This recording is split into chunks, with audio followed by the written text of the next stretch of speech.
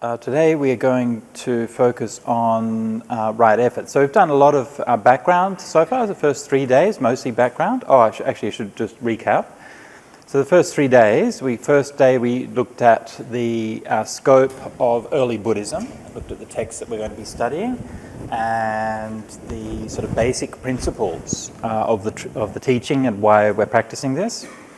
Then on the second day, we looked more in the historical context about who the Buddha was speaking to. We looked at the Brahmanical and Jaina scriptures and saw how the Buddha responded to those things.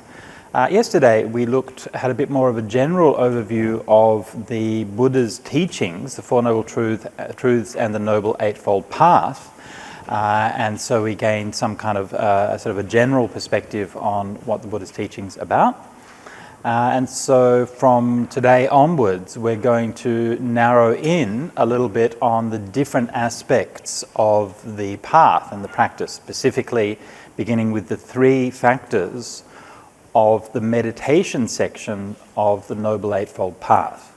So the first 2 sections of the Noble Eightfold Path are categorized as the wisdom sections, then the 3, right speech, right action, right livelihood, come under sila. And then those that come under samadhi, under meditation, are the last 3 factors: right effort, right mindfulness, and right samadhi. So these, we will look at each one of these in the next few days. One of the many suttas which teaches the 4 right efforts. And as you can see, this is actually the beginning of what they call a Payala series, where the Payala is the repetition series, and then they will introduce like a different simile to illustrate it, and this one is the simile of the Ganges. So that's why it says abbreviated text on the Ganges. So really what it means is that the first sutta has a simile of the sloping to the east, and then there'll be a whole variety of different similes that are brought in that are a standard set that you'll find in many different places.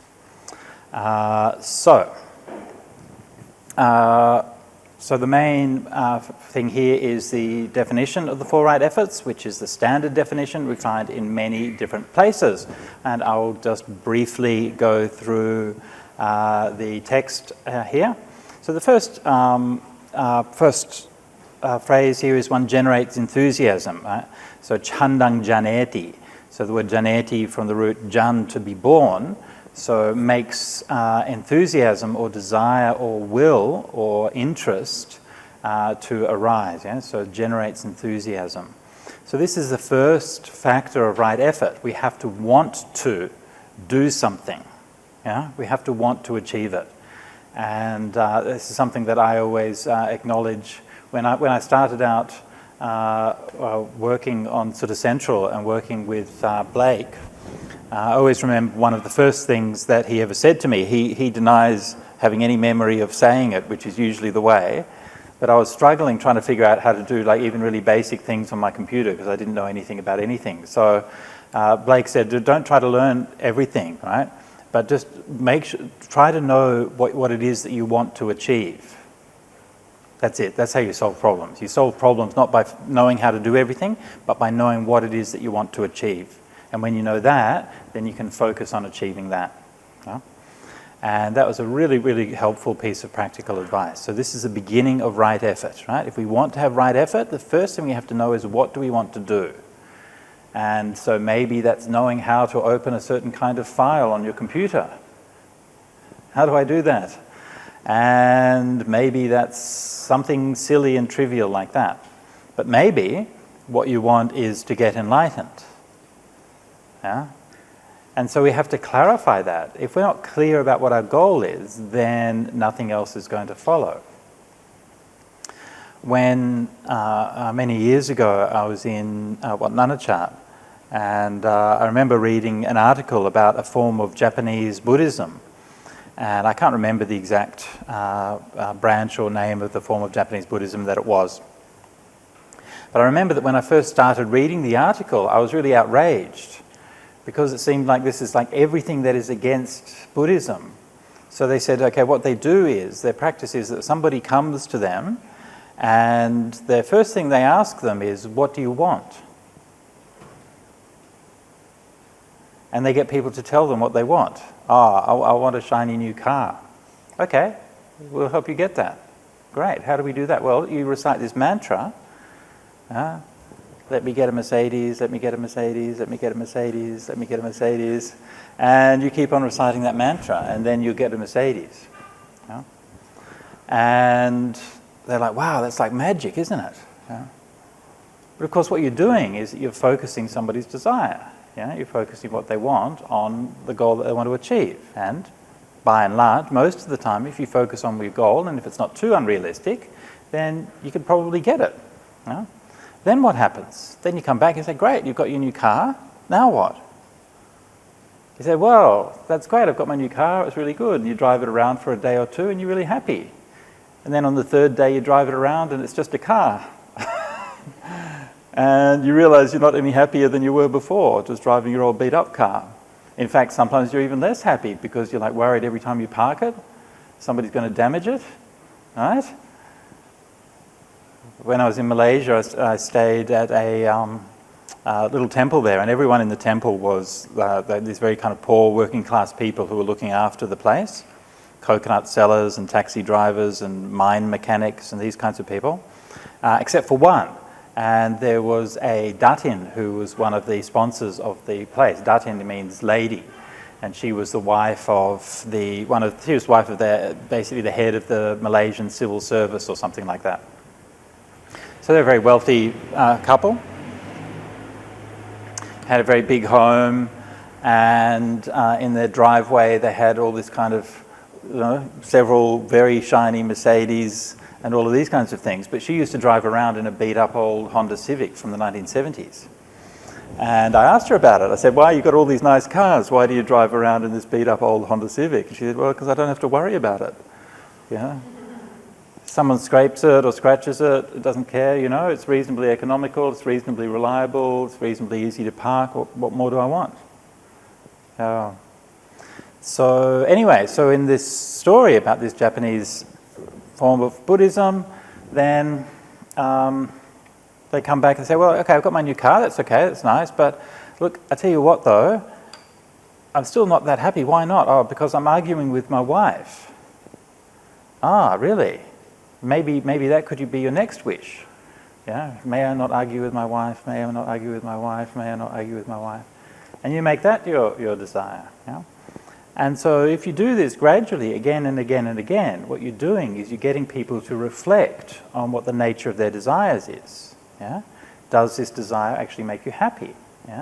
So rather than telling somebody, no, you shouldn't have that desire, you show them, okay, actually, yeah, it's all right, but it's not going to give you the thing that you're looking for. And so over time, then you can maybe come back next time and say, oh, thank you for that mantra, that was so good. Now I'm living happily with my wife. We get along well, we don't argue anymore. Oh, good, yeah, but now everything's good in my life.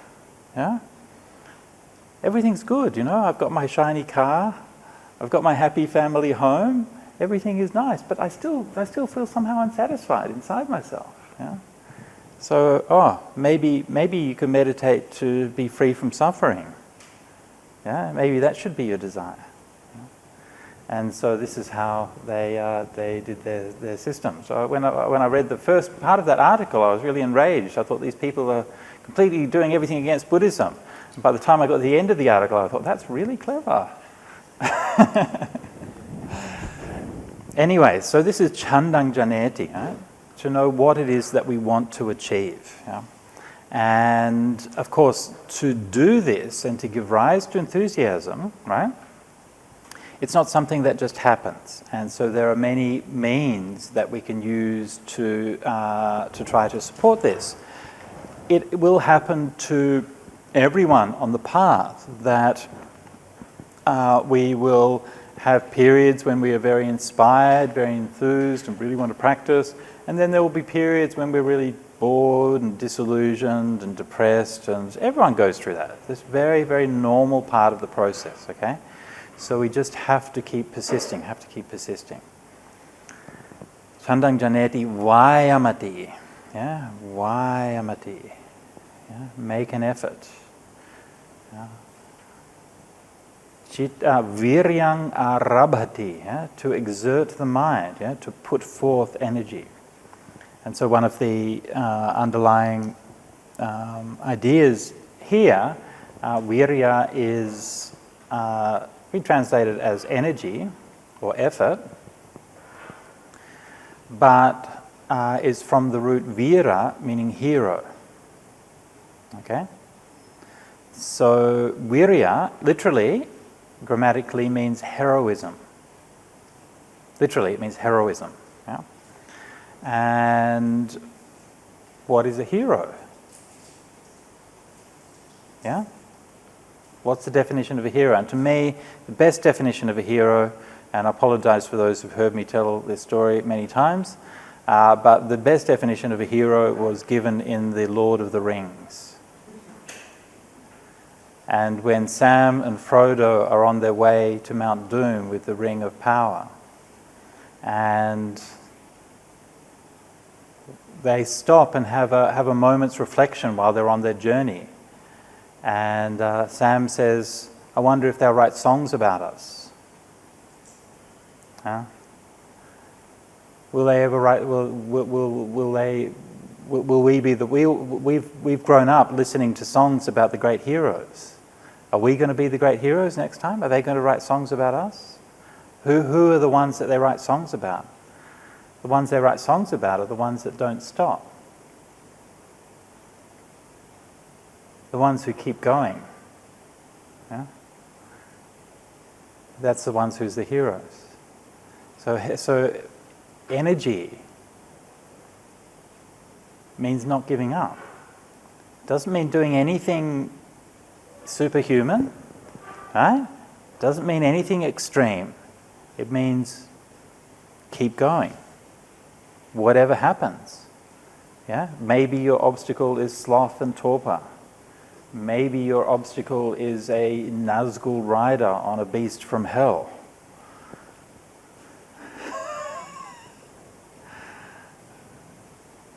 Who knows? But whatever it is, you don't stop. Even when you get bitten by a huge spider and rolled up into a net, you still don't stop. You keep going. This is true heroism. Chittang paganhati padahati. Chittang paganhati, exerts the mind, grabs, almost like literally kind of takes hold of your mind, takes control of it. Padahati is padhana, to strive, to keep going. So the first kind of right effort is that bad, unskillful qualities do not arise. Okay? Now, how do we do this? Well, a large part of that is with sense restraint. All right? We looked at briefly yesterday, sense restraint. It means being careful what situations that you put yourself into, being careful what people you associate with, right? Being careful what activities that you undertake, because there are certain kinds of activities, certain kinds of people, certain kinds of situations that will tend to evoke bad, unskillful qualities. Now, of course, that's very dependent on the individual, right? And the same thing that is going to be very provocative for some people is going to be nothing for others, right? Some people, for example, are gambling addicts, and for them to visit a casino would be terrible. Yeah, it would be very, very dangerous for them. Yeah, so if you're attracted to or addicted to gambling, stay away from any place like that. Yeah. So the other day I was in Sydney. I was down at Barangaroo and walking past the Star Casino. And when I walked past the Star Casino, I'm just like, how could anybody be so stupid as to go and throw their money away at a casino? Like I've never been able to even vaguely comprehend why anybody would be interested in gambling. I went to when I was a layman, I went to a casino once. My mum gave me $10. Okay, I was just 18. My mum gave me $10 to spend at the casino. I went in there, did one go on the pokies, lost my money for $1, and then I thought, no, I'm just going to buy beer instead. So I spent the rest of the $10 on beer, so that was money well spent at the time. It's got like zero attraction to me whatsoever, right? So I could go anywhere people are gambling or whatever. It means absolutely nothing to me, right? Whereas for somebody who's an addict, then that's going to hook them in. It's going to be very dangerous, right? So this is to know that bad, unskillful qualities don't arise. Yeah? Now, of course, you can't always avoid things. Yeah, this is one of the teachings in the Sabbasava Sutta. I'm not sure if we've got that on the reading for later on, but in the Sabbasava Sutta, it gives a number of different ways of helping to overcome different kinds of defilements, and one of those is avoidance. Right? Avoidance isn't bad, it's all right. Some things you can avoid, right? But you know it when you avoid it, right? You know, oh yeah, I'm avoiding this because this is going to have that bad effect on me, it's all right. But not everything can be avoided. Yeah? So sometimes you are in situations that's going to be stressful or challenging or provocative, and so that's where you be mindful. Watch how your mind is responding. Don't buy into it too much. If you feel desire arising or if you feel anger arising, then you be aware of that. Okay, this is this arising. And you understand that this is the cause, right? So I'm in this situation and this is causing this response. Okay. We're just like, it's just like Pavlov's dog, really. Ding, the bell goes and we have this response. Yeah? Actually, it's kind of demeaning in a way, really. It's kind of demeaning to our humanity, how easily we're tricked. You think about it, like advertising is another thing, right? How like you go around in Colombo, you see all of these billboards, there's always happy people drinking a can of Coke. Like seriously, that's all it takes, right? A happy young person drinking a can of Coke, and that's enough to make you go and buy a Coke, right? But that's the reality. I mean, they put these ads because they're effective. Yeah? It actually does work. And human beings can be triggered and conditioned in this kind of way. So be better, is what I'm saying. Be better. Yeah? Don't allow yourself to be conditioned by these triggers. Right? Use your wisdom. Use your mindfulness. You are better than that. Right? You are better than that. If you're in a meeting at work and there's someone being incredibly annoying, don't go down to their level. Yeah? Be better than that. Yeah? Yeah? So this is a practice of sense restraint. Right? So you're being aware and being forewarned. And you can do this as quite a conscious thing. Just to take that example, if you're in a meeting where you know it's going to be stressful or something like that, then take a minute before the meeting. Remind yourself, hang on, okay, this issue is going to come up. I know I find it stressful. Prepare yourself, be ready, and make sure you respond in a measured way when that issue comes up. Yeah? Don't overreact. You can still speak, but don't overreact. And so you prepare yourself before that happens. Yeah? Keep reminding yourself, keep reminding yourself, keep reminding yourself. You're in control. I mean, you're not in control in a kind of ultimate sense, right? Because actually we're still conditioned, right? But to some degree, we can change the way that we respond to situations. Yeah? If we bring that mindfulness and that care into it. So that bad, unskillful qualities don't arise. Any questions on that before I go on?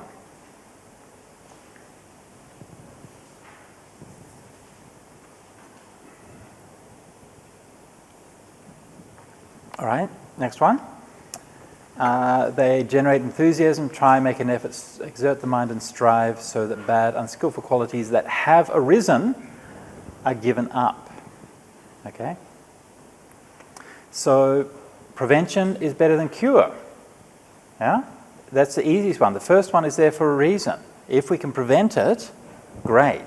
Very easy. Yeah? We can be peaceful and happy. But sometimes prevention doesn't work. Yeah? Sometimes we slip, mindfulness goes down, or for whatever reason, and then we get angry, or we get full of desire, or we get full of some kind of jealousy, or whatever it is. It's unwholesome. So then we have to try to do what we can to give them up. So what does that mean? Well, first thing that we can do works in 100% of cases. Okay? Do you want to know a 100% efficient way of getting rid of all unwholesome things? Yes? No? Yes. Okay, yes. 100% efficient way is time. Because all of those unskillful things are all impermanent. And if you say to yourself, I want to stay angry forever, you will not be able to do it.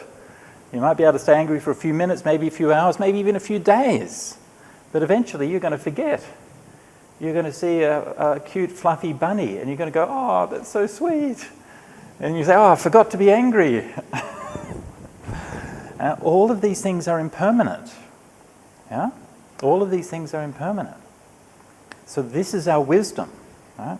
So the first thing that we have to know is that these things are impermanent and they only arise because of causes and conditions.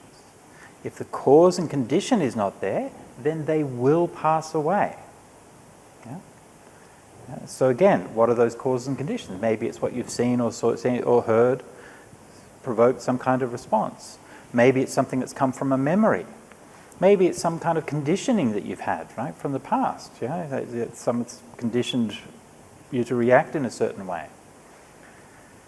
But whatever that is, first response, whenever we have anything unwholesome, is to be aware of it. Be aware of it. Don't react to it, be aware of it. Be aware of the causes of it.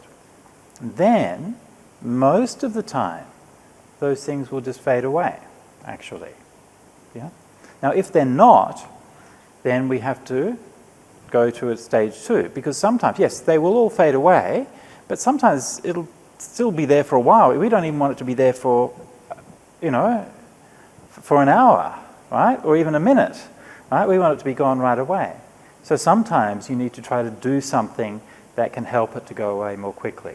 But just always remember that when you're doing this, that what you're doing is helping it to follow its natural path of disappearing. Yeah? It's really important to bear this in mind. This is a wisdom perspective, because sometimes it can feel overwhelming. Right? You feel like I'm battling with these defilements, yeah? And they can feel like they're so strong. But just remember, those defilements will pass away. We can give them some help to pass away. Yeah? Yeah? How do we do that? Well, we can remind ourselves, hang on, this feeling, this anger, this is an unworthy feeling. Yeah? I'm a practitioner of the Buddha. What did the Buddha say? Somebody who maintains even a single thought of hate, yeah, is not practicing my teaching. Even if they were to cut off all of your limbs, one by one, with a two-handled saw, and if you were to have any hate because of that, then you're not practicing the Dhamma. Yeah? This is the Buddha's standard. So you remind yourself, this is what the Buddha said. What you don't do is criticize yourself for having these bad feelings. You don't say, I'm a bad person because I have bad feelings. I'm such a bad person, right? It's just reinforcing those tendencies. Yeah? Yeah? It's normal. Yeah? Unskillful qualities in the mind are normal. Yeah? Now, actually, in Buddhism, we talk about things that are good and bad, punya and papa, or kalyana and papa. We talk about things that are kusala and akusala and so on.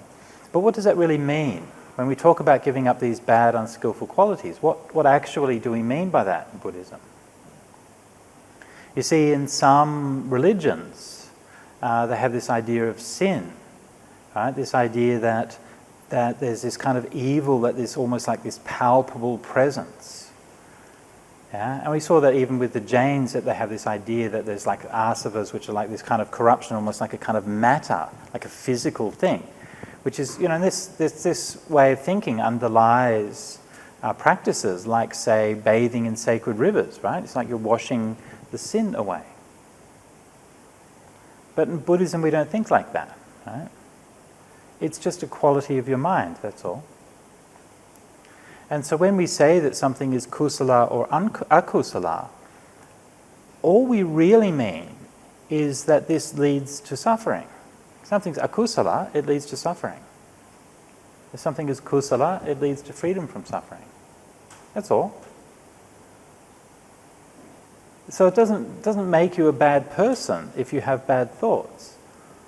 All it means is that how you're using your mind at the moment is leading to suffering. Yeah? So let's use our mind in a different way. Yeah? And so we persist. We persist with this until it's overcome. Yeah? Be aware. Don't be caught up in it. Yeah? Now, the more that we can prevent things from arising, then the less we have to deal with unwholesome things that have arisen.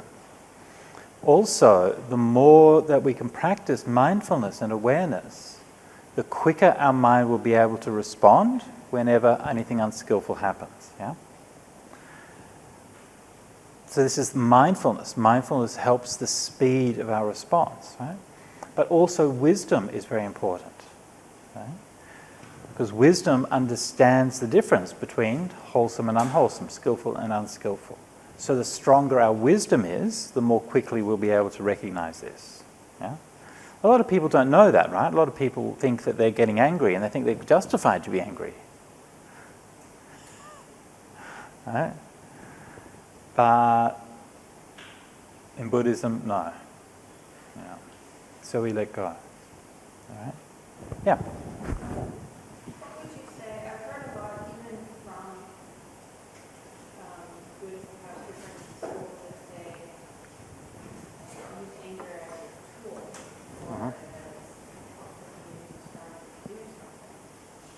Mm-hmm.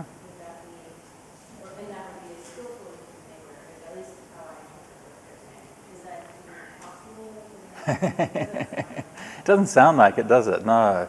That's more like, I think that's more a kind of Gen X thing. They grew up with kind of Johnny Rotten singing anger is an energy, and then they kind of want to turn that into a Dhamma principle. I don't know. I mean, there are precedents, but like there's more talked about like within Tibetan, where you have these like ferocious deities and things like that. And I think when it goes onto the side of justifying anger or something, I think it's going too far. But there is that sort of legitimate distinction between being assertive and being aggressive, you know? And I think this is where I think sometimes it's important. And I think also one of the reasons why teachers teach that way is because sometimes anger can be a focus of spiritual bypassing. Like you deny that you have the anger. You're feeling angry, but I can't have anger because I'm a meditator. I do metta meditation, right? How could I have the anger, right? I mean, you're saying I'm angry, but obviously that can't be right. It must be you who has the anger.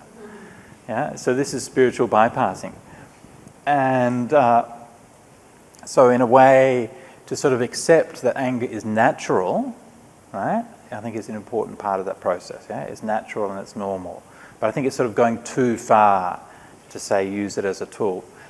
I would also say that I really, really, really, really dislike that whole language of saying using something as a tool.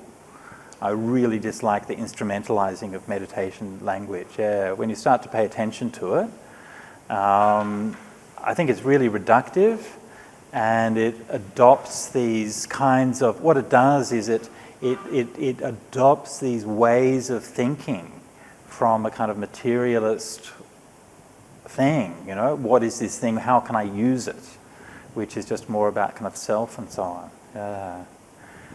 So yeah, I really don't like that. I actually had a interview discussion some months ago with some developers of a meditation app, and I sort of tried out their meditation app. I'd never used a meditation app before, so I tried out their app to see what it was like.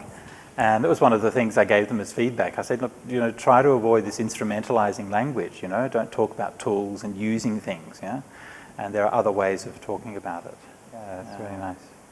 It reminds me of a story from a friend of ours in Sydney, and he said that they had a new, so they're also from Mahayana background, Vietnamese background, and they had a new neighbours moved in. and the new neighbours from, I'm not sure where, but from some other background, not a Buddhist one. And when the new neighbours were just arriving, they were arguing. The husband and wife are just arguing, yelling at each other, fighting. And it was really kind of disturbing, hearing all of this, like your new neighbours and just yelling at each other. And you're like, oh, this is not very nice. And they were sitting there, they were kind of worried about it, not sure, maybe it was the wife in danger or something like that. So the wife of the Buddhist house went to just see what was happening, and they hadn't, in the neighbour's house, because they were just moving in, they didn't have any curtains up. And in the front room, she could see into the front room, and the husband and wife were just standing there yelling and screaming at each other. And she just didn't know what to do. So she just made Anjali like this and just bowed to them. And they saw her, this strange woman standing outside their house, just like going like this and bowing to them, right? And they're like, so they stopped fighting and they're like, what's going on? What is she doing? And so they came out and say, excuse me, what are you doing? And she said, I'm a Buddhist, and when I saw you, in Buddhists we learn to recognize the Buddha in everybody that we see. So when I saw you, I recognized the Buddha in what you were doing, and then I thought I should worship you because you had the Buddha inside you. And they're like, what?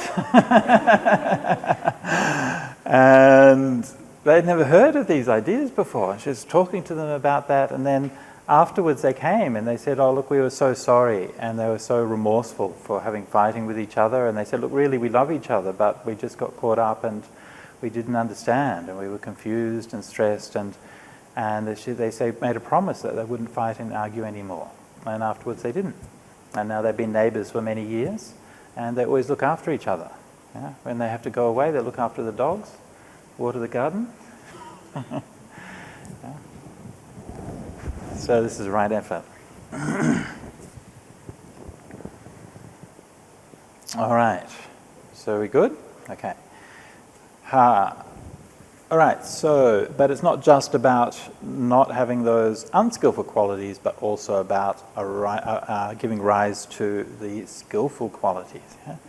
And so much of what we've been talking about so far, faith, energy, mindfulness, samadhi, wisdom, and all of these other things are the skillful qualities that we're trying to give rise to.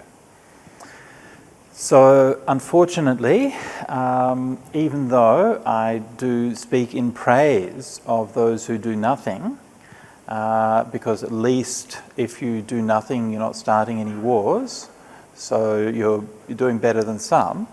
But still, we do actually have to do something at some point, okay? So there has to be some point where we're like, okay, we're going to have to actually do something about this. And so we want to try to act so that we can give rise to skillful qualities of mind. Now, obviously, in Buddhism, meditation is the primary way that this is done. Like, meditation is the most powerful practice for working directly with the qualities of the mind. Yeah? But of course, meditation doesn't exist by itself. Meditation is part of your life. The mind that is in you when you sit to meditate is the same as the mind that you had before. And whatever thoughts that you had, whatever emotions you have, yeah, these will still have an effect. So you can't just think, oh, I'll just meditate and then that's good enough. No. There are 8 factors in the Eightfold Path. Yeah? And one of the major faults that I see with meditators is that they put so much effort into meditation, and then you get frustrated. Why isn't it getting anywhere? Why is it such hard work? Right? Well, actually, all of those other factors of the Eightfold Path are there to make it easy. Really. The Buddha is not putting these things in there just for fun, right? He wasn't just aiming for a target of 8 factors and thought, oh, well, I've just got to think of 8 things to put in there. No. He put them in there because they're important, because they matter, because each one of those is addressing a particular aspect of your mind and your life that is going to help and support your spiritual practice. So if we are struggling with our meditation, then look at all the other things you're doing. Particularly, you look at qualities like, say, joy. Joy is an essential quality in meditation. Piti, pamoja. We will be looking at these in more detail later on. What happens if you're not experiencing joy in your meditation? Ling is looking at me puzzled. She's like, how could that possibly be? How could anyone meditate and not experience joy? She doesn't understand. But your life, you have a lot of joy, right? And one way that you have that is because you love doing things for people. Yes? And you're always thinking of others and always trying to do things for people. And this is one of those factors that gives rise to joy. This is the practice of dana. Dana, giving material things, but also giving service, giving help, all of these things. In speaking to you today, I'm doing dhammadana. I'm serving and helping you. So these are some of the things that help to give rise to joy and help to support our meditation. So if we're asking why our meditation isn't progressing, then look to those other things, And as a monk, I know that there are some monks who like to just meditate. I'm just going to meditate. I'm going to go away into the forest. I'm not going to see anyone, and I'm not going to meditate. And look, for some people, this is good. Some people, they can go and become enlightened like that. But some people, honestly, they just don't like people. Which is very understandable, People are very challenging, But they can go off into the forest and they're just grumpy and don't like anything, and then you can see them 10 years later and they're still just grumpy and don't like anything, And actually for some people, what they need is to do more service, more helping and so on. Again, it's just a matter of personality. Other people will thrive in that environment. They go away, sit in a cave, and it's wonderful, But it's not for everyone. Depends on your personality. So this is why you need to see within yourself. Sometimes it might be for you to say, enough. I've done enough serving, enough dana. Now I need to go away and do some meditation, go and sit on retreat for a while. Sometimes that's okay. Other times it's like, no, I feel that need to serve. Need to be able to help people. Each one of us needs to have that balance. And for myself, the kind of the mantra or the principle that I always use is that when I come to teach and to serve and to help the community, I always do that in order to help myself. And whenever I go into retreat and go by myself and meditate, I do that to help others.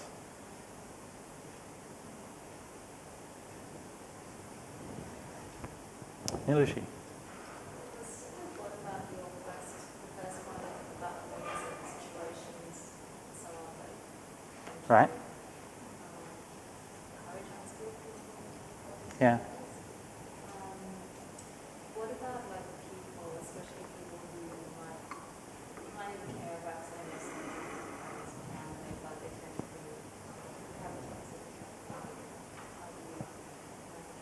toxic do you tend to towards others? Or should you try and challenge yourself?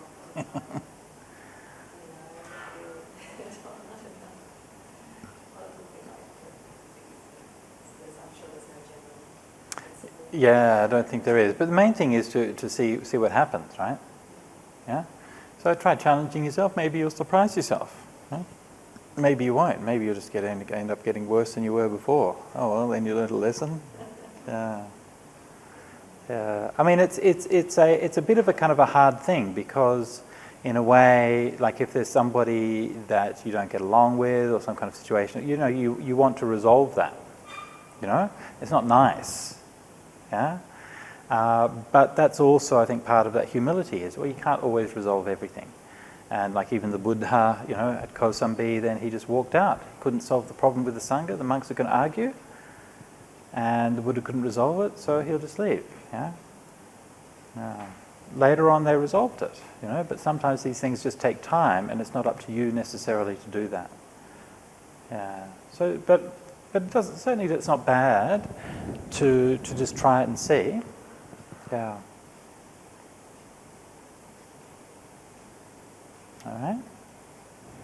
Okay? And then the final one. They generate enthusiasm, try, make an effort, exert the mind, and strive, so that skillful qualities that have arisen remain, are not lost, but increase, mature, and are completed by development. So this is perhaps the hardest and most important of all of these factors. It is very easy to get complacent, and it's very normal when beginning your meditation practice to have quick results, right? And you start your Dhamma practice and you can realize your follies, change the way you're doing things. It's great. Yeah? And you can make some improvements with your life, improvements with your sila, do some meditation and have quick results. Everything's great. You're like, wow, Nibbana's just around the corner. Yeah? But things tend to sort of slow down after a while, yeah? And the curve tends to flatten, maybe gets a bit wobbly, and then you start to forget sometimes, what was it actually? What was it that drove me to practice? What was it that brought me to the Dhamma? Yeah? So there's a beautiful line in the ordination procedure for bhikkhunis in the Dharmaguptika Vinaya. You don't find it in the Theravada Vinaya, but it says when they take ordination, they say, may I not forget the inspiration that led me to the Dhamma. Yeah? May I not forget the inspiration that led me to the Dhamma. And that's a beautiful reminder there, yeah? Because that's something that's very easy to forget. Of course, the classical example in Buddhism of somebody who did not do this one is Devadatta. Yeah? Same thing, right? Enthusiastic, come along, ordain, meditate. He's a good meditator. Yeah? At least in the beginning. Did some good practice and all of these things, but didn't keep going. Yeah? Got distracted, got corrupted. Yeah? And then all of those good qualities that he had developed became lost. So to keep on going. Now this one is if you look at the terms it's using here that have remained, not risen, but increase. Yeah? Bhiyo bhavaya.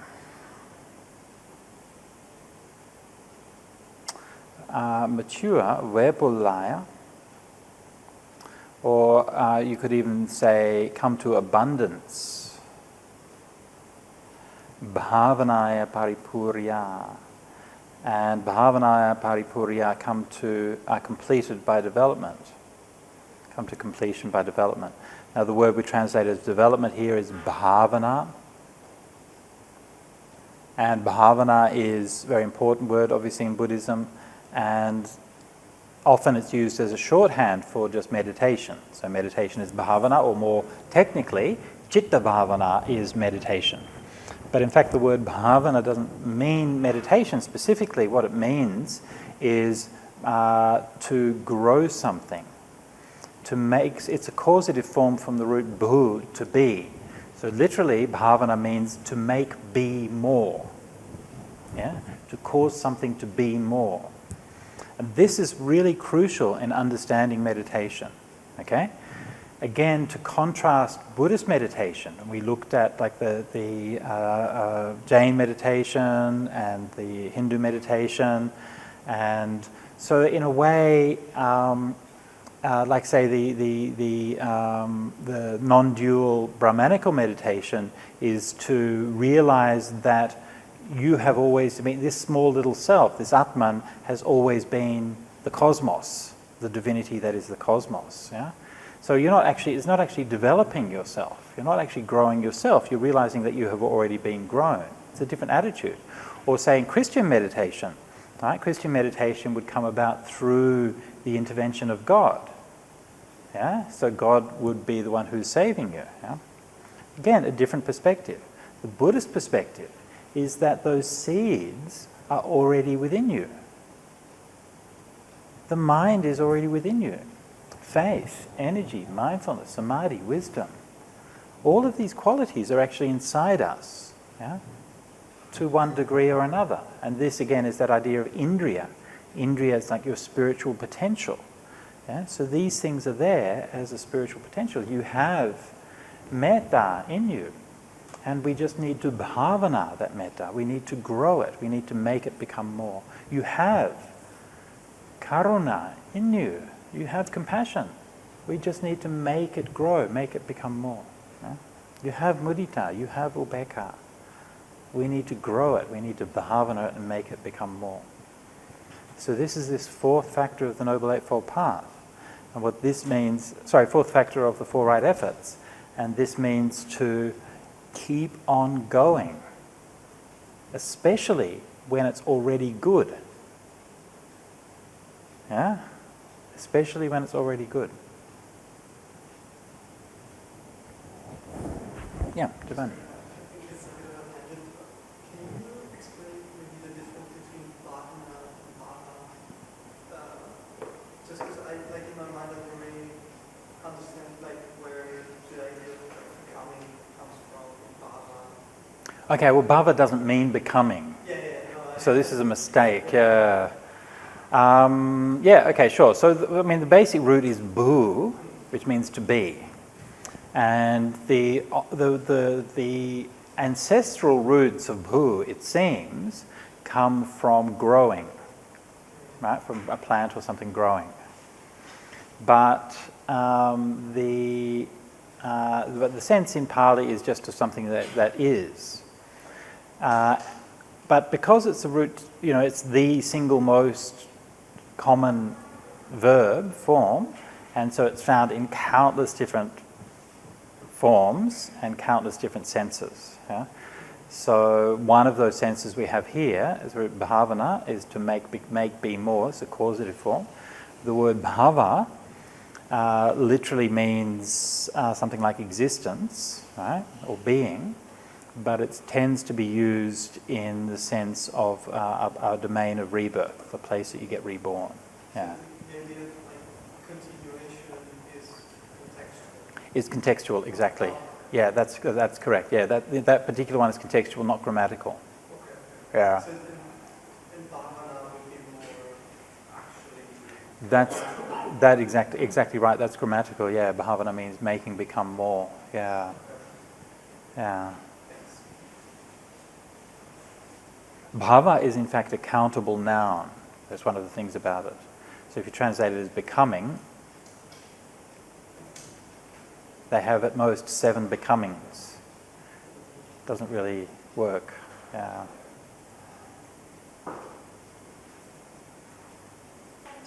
Yes. Sorry? Bhiyo Bhavaya? As in? Bahu Bihi is a kind of compound? No, that's a different word. Yeah, that's Bahu, which is many, I think, and then Bihi is Vihi, which is wheat. Vihi is wheat. Yeah, different word, yeah. Bhiyo just means increasing and growing.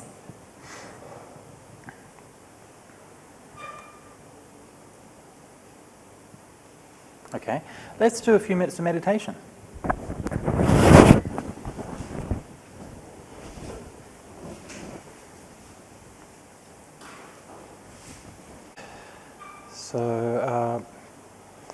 So far we have looked at the four right efforts from a fairly abstract perspective, just the basic principles that are involved, but of course, as with all the Dhamma teachings, this is not something which is abstract. It's not just a philosophical principle. It's people's lives. It's our lives. It's my life. It's your life. And it's also the life of the people who were living in the time of the Buddha.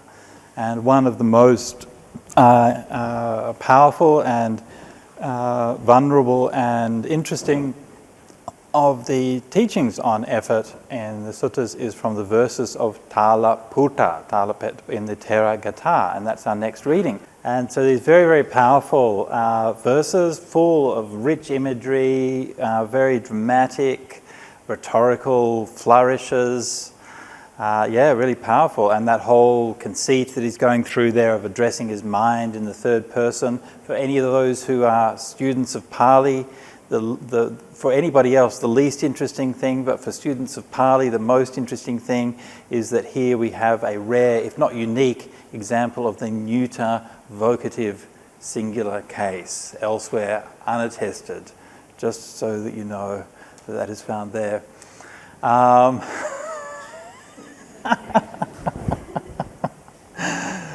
Okay, I need to actually comment that I think that I made a couple of mistakes in the translation there, which I just noticed, so thank you for reading it so well, and that brought that out. The first one, which I think is a mistake, is... it's hard to find things. I think it's fine. I think it's this one. Let me just double check. Kada nuhang sambhi samagmesu, when we see striving, ditto bhave dhammugarahi tadibi. Yeah, I think it says, when will I be seen striving in the assemblies by those who are virtuous, poised, respecting the Dhamma? It sounds a bit kind of egoistic, right? When am I going to be going and sitting there and meditating and all of those good people are going to be seeing me? I think it actually should be with. The instrumental case can mean by, but this is an instrumental plural. It can mean by and it can mean with. So I think it should be with there. So when shall I be seen meditating together with those people who are very virtuous? So I'll make that change later on. And the other one which I noticed was, adored. Yeah, adored by leopards and tigers. While it would be nice to think that the leopards and tigers were adoring the meditators, I think that's just a typo. It should be adorned by leopards and tigers. Yeah, so the forests which are adorned by leopards and tigers. So my apologies for those two small mistakes. I'll fix those as quickly as I can. So much in there, right? Such a very, very rich text. Almost every verse is very, very striking and very, very dramatic. I'm not going to go through and talk about every verse because there's too much, but up to you. If is there anything there that particularly was of interest or you'd like to talk about or ask about?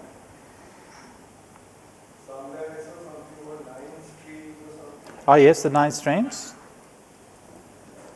Curse this mortal frame flowing with 9 streams. What do you think it means? Curse is diratu, so it means damn this thing. Maybe I should say damn this mortal frame. Diratu, it's almost the closest that Pali gets to a swear word.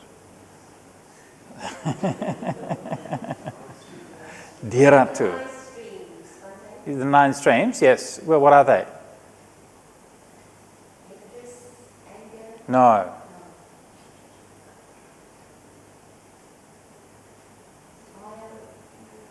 Yes.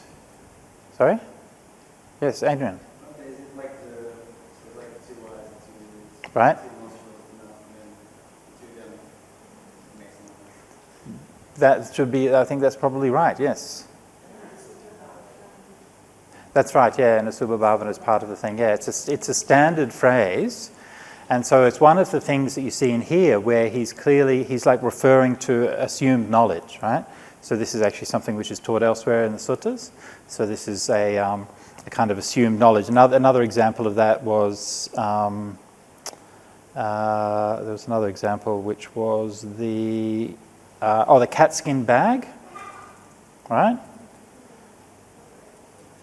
The catskin bag. It's not very nice, is it?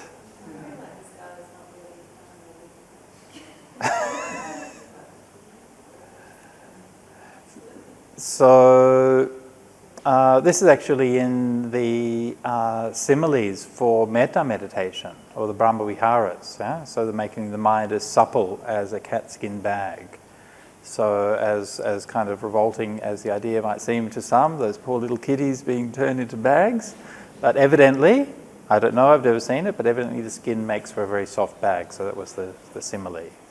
So I think you're supposed to think about the softness of the bag and not the softness of the little kitties who were made into the bag.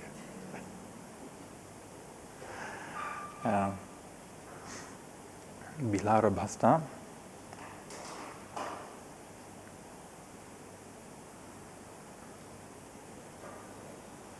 I mean, a lot of nature verses and nature poetry there, and in the Theravada and Theravada especially, there's a lot of that.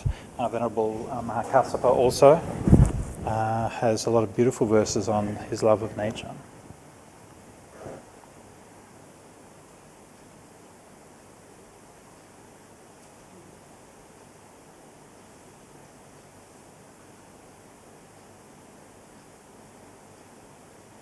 Things have changed, mind. Nate idang citta yatha puranakang. Literally, it's this is not for you as it was before. Literal translation, this is not for you as it was before. Things have changed. Nahang alang tuiha wase niwatitung. Nothing could make me return to your control.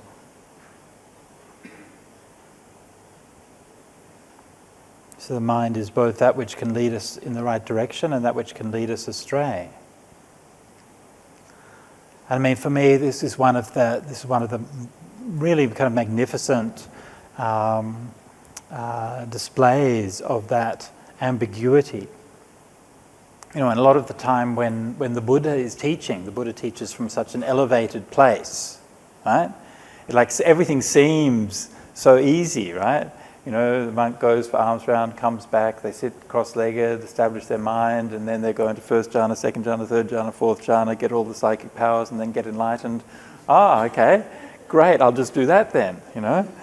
And but of course, real life is a big struggle, and we find that in the Thera and Theravada verses a lot, is that expression of that struggle, sometimes depression and despair that they went through, and very kind of personal, you know, and you can see that feeling, and, you know, that to me, that's something that I think most of us can relate to, you know, to one degree or another, you know, that on the one hand, we're like, oh, when only, and you see this on retreats all the time. People will be like, oh, when only I get on retreat, then I'll be able to meditate, and it'll be so peaceful, it'll be so nice.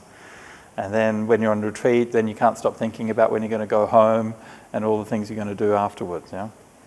So this is that nature of the mind that Talaputta was struggling with.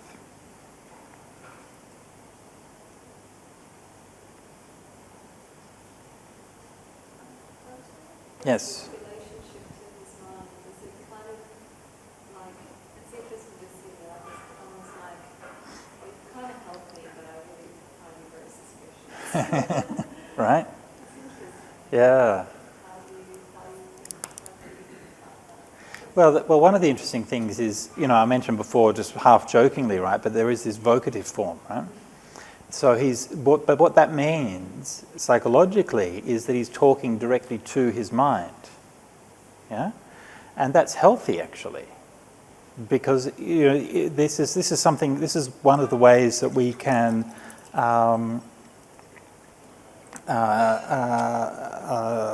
discern the nature of our inner dialogue. Okay, so if your inner dialogue is in the third person, right?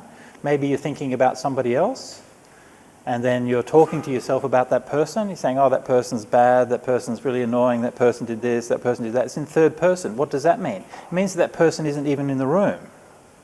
You're not communicating with them, right? If your inner dialogue is in second person, well, at least they're there. So actually, that's a sign. It's like a subconscious tell in your mind when you're framing your inner dialogue like that actually you feel that this is a person that you can actually be in conversation with. But then this one is like first person, right? So he's talking from himself directly to that. And so he's directly talking to his mind. His mind is there. It's very intimate. Yeah?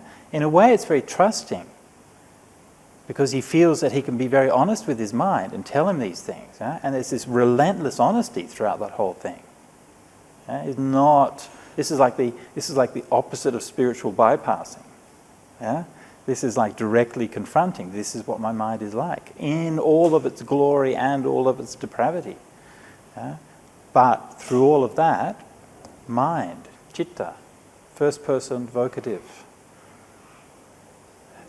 addressing to the mind. Yeah, he's right there. Yeah.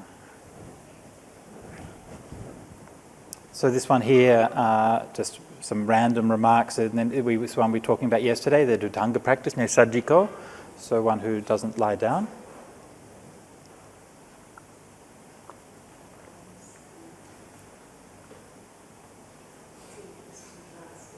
Which one? Alms. Where was I? Sorry, I'm missing the thing. Alms eater. Pindapatiko. Should it be alms eater? Oh, an alms eater as an anteater. Alms eater, alms goer.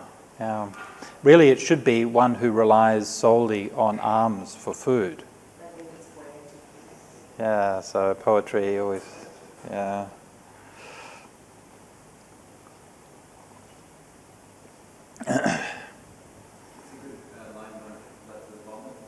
The vomiting one, yeah, that's a good one too, right? Right? Vante ahang avamitung na use. So this is one of those things where,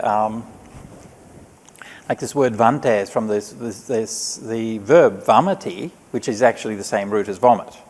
Right? I mean, it literally means to vomit, so it couldn't get more literal. So often when you're translating and you find that word, sometimes it's used, sometimes you can sort of soften it, you sort of translate it as I reject it or I get rid of it or something like that. But in this particular case, you don't have any excuse, right? You have to say I vomited and I won't swallow it back again. So you have to have to be very literal. Yeah. Yeah, I love this sutta. This is one of the great suttas on striving that the Buddha gave. And where he is, in a way, issuing this challenge, especially for the Sangha, but of course it applies to everyone, that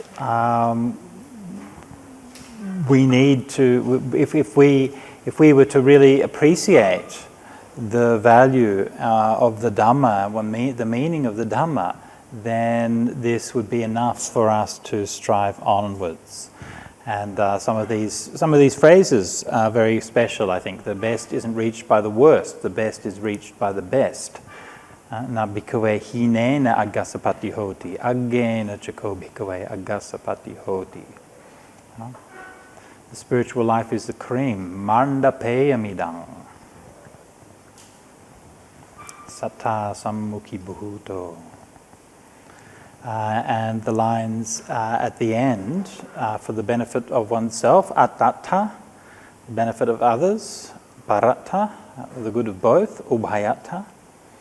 And the phrase that the Buddha is using here, appamadena sampadetung, is the same as the Buddha's last words. So you might recognize it from there. And so this was the final words of the Buddha, appamadena sampadeta.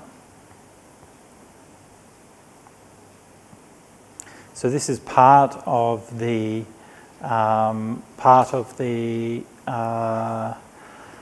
Samyutta, so on the section on causation and dependent origination, which is why it then starts out with the passage on dependent origination, the 4 kinds of self-assurance, 10 powers, and the 4 kinds of self-assurance that the Buddha claims. But by the way, he doesn't explain those 10 powers in the sutta. I won't explain them or talk about them just now, but if you want to look up the 10 powers, the Dasa Tathagata Balani, then you can look them up in the suttas. And the 4 kinds of self-assurance. Does anyone know what the 4 kinds of self-assurance are? The Chatu Vesa Raja.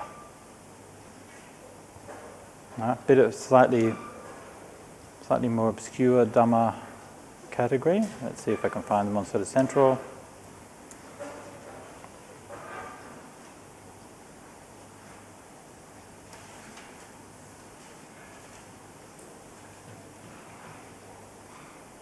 Okay, so here are the 4, where are we?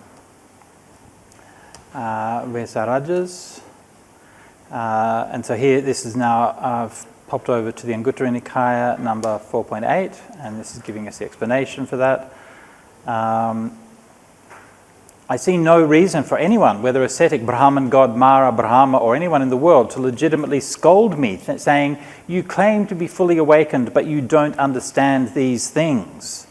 Since I see no reason, I live secure, fearless, and assured. So I see no reason, whether ascetic for anyone, to legitimately scold me, saying you claim to have ended all defilements, but these defilements have not ended. I don't see any reason for anyone to legitimately scold me, saying the acts you say that are obstructions are not really obstructions for the one who performs them. Since I saw no reason why anyone would scold me, saying, though you teach that this teaching leads to the goal of the complete ending of suffering, but it doesn't lead there for one who practices it. Since I see no reason, I live secure, fearless, and assured. I realize one has these 4 kinds of self-assurance. With these, he claims the bull's place, roars his lion's roar in the assemblies, and turns the holy wheel. In other words, the Buddha did not suffer from imposter syndrome. Right? He knew that what he was teaching was real. And so he had the self-confidence from that. And I think this is also a nice reminder for us as well. So we're maybe not going to have the fearlessness and boldness that the Buddha has just yet, but we should have that confidence when we're practicing Dhamma that this is a Dhamma which does actually lead to the ending of suffering. And it was a Dhamma that was taught by the greatest teacher that ever lived. And so we should be proud to practice it. We should be happy and proud to say that this is what we're practicing, and we should be confident about the teaching that we're doing. And these are all factors in energy and effort. And if we're constantly too self-doubting and too self-criticizing, undermining ourselves, then it's very hard to put forth effort. But just remind yourself that, like we are all fallible. We know this, okay? We don't need great wisdom or anything to know that. We all have defilements. We all fail many times. We know this, okay? This is normal. But we are on that path. And you might say to yourself, oh, I can't really do it. Oh, this is impossible. But you know who didn't say that? The Buddha didn't say that. Yeah? The Buddha didn't lack confidence in you. He knew that you could practice. And he said this again and again and again in his teachings. I'm only teaching you because it's possible. If it were not possible, I wouldn't teach. Yeah? Come back to what the Buddha said after his enlightenment, when he saw Brahma Sahampati encourage him to teach. He saw that there were those with little dust in their eyes. And you might think that that's not you, but you would be wrong, because that is you. And the very fact that you've made it this far, and that you're here in this room on this retreat, means that you're one of those. You're one of the ones with little dust in your eyes. I mean, it's all relative, okay? It's all relative, but you have enough clarity and enough wisdom to see what is the path, see what it is you need to do, and to undertake practicing to be able to overcome those things. And that's what the Buddha was meaning with that passage. So you are already on that path. And your success in that path has nothing to do with you. Again, remember the simile of the chicks breaking out of their eggs. Yeah? The chicken just has to sit on the eggs. Right? We just have to sit there. We just have to keep on going. Actually, it's nothing to do with you. And when we're meditating, we often get caught up so much in our own personal drama. Right? Our own personal likes and dislikes and all of these things, and we're all worried about, blah this and this is right and blah that and all of that thing. But it's nothing to do with you. Actually, it's just the Eightfold Path. It's just the reality. The reality is that suffering is produced because of desire. That's just the reality. It's nothing to do with you. And that desire and those attachments that we have are conditioned. And once again, that's got nothing to do with you. That's just how these things are. And those conditions are impermanent. Yeah? As it's referring to in the sutta, these things, such as the origin, such as the ending. Yeah? When this exists, that is due to the arising of this, that arises. When this doesn't exist, that is not due to the cessation of this, that ceases. There's nothing you can do about that. It's just how it is. And so you might think, I don't know if I can get enlightened. I don't know if I can't get jhanas, I can't get enlightened. But you're wrong, because it's nothing to do with you. It's just how the mind works. And if you keep practicing the Dhamma, then you will get there. It's just a matter of time. I mean, it might be quite a long time. Right? But it could be any time. Right? But don't tell yourself that, right? A lot of people say, oh, maybe not in this lifetime, maybe in some future lifetime I can do it, yeah? But don't say that, yeah? Actually, the Dhamma is just there. The Dhamma doesn't care what you think about it, right? The reality is there all the time. The Four Noble Truths are right here in this room. Where are you going to go to find the Four Noble Truths? Yeah? Are you going to end up like Talaputta? Yeah?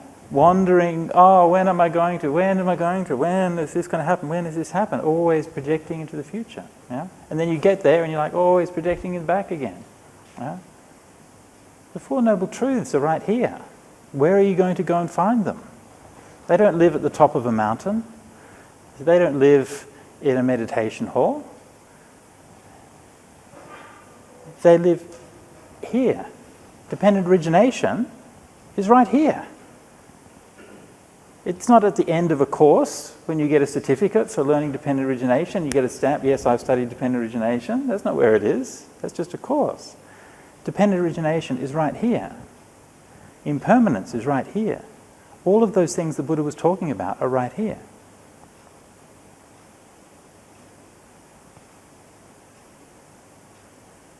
And that sound, that is your life running out.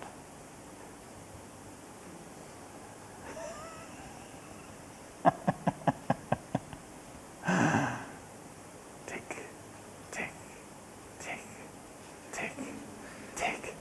And every second we sit here that we're not getting enlightened is a second wasted.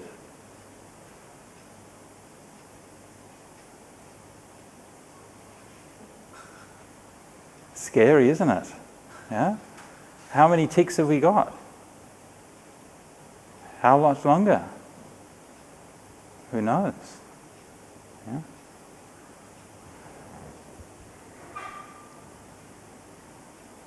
So this sutta is giving us a number of like really interesting phrases here. So after teaching, he gives dependent origination in brief. So because this is in the Nidana Samyutta, so usually what happens in the Samyutta Nikaya, because you have many teachings on the same subject, so usually it will abbreviate it. So usually it'll tell it in full the first few times, and then it will abbreviate it. So this is why it's only giving the teaching in brief here.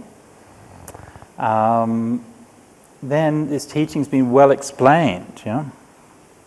Made clear, open, illuminated, and stripped of patchwork. Quite enough for a gentleman, a Kula Putta, who's gone forth out of faith to rouse up his energy. So this is one of the most hardcore lines in Buddhism. Yeah? Gladly let only skin, sinews, and tendons remain. Let the flesh and blood waste away in my body.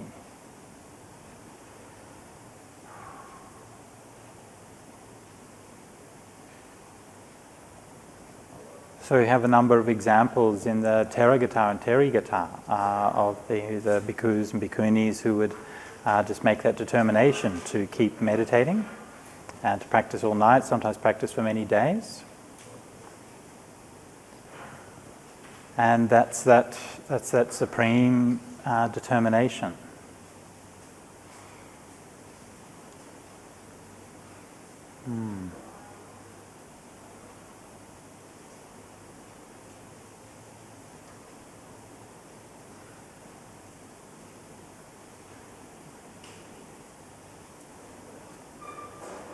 Any questions or thoughts on this one?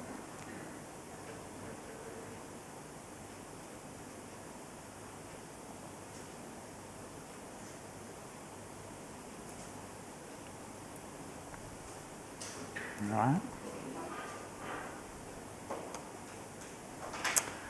right.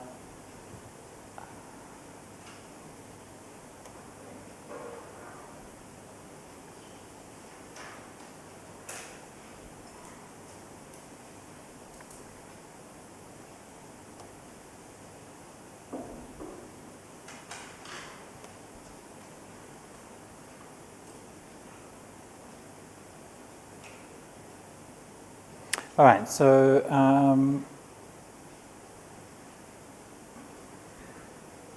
would anybody like to read this one out for us? Anyone who hasn't had a go at reading the sutta would like to?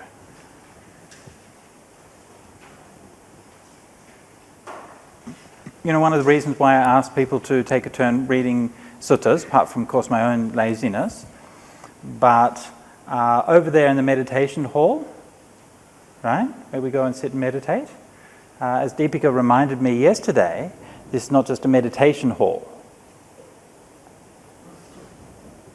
This is actually the palace of Prince Siddhartha.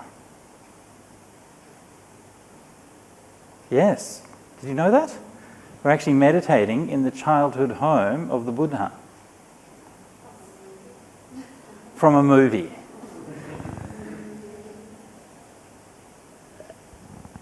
So for the movie Siddhartha that came out a few years ago, they made in Sri Lanka, and this was a set that they built for it, and that they designed a lot of the scenes. And it's a good use of a movie set, right? Yeah, kept it going. And the actor who played the Buddha in that, what's his name again? Gagan, who played the Buddha, he was really changed by that process, and became very devoted, and then became a monk, right? He took a temporary ordination, did he? Yeah. So by the process of acting and being the Buddha, then he became the monk.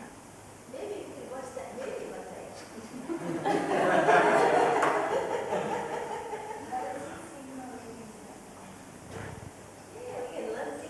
day. Is it? No, they had it was in English, wasn't it? It's subtitled. Yeah, subtitled. Yeah. It was on Netflix.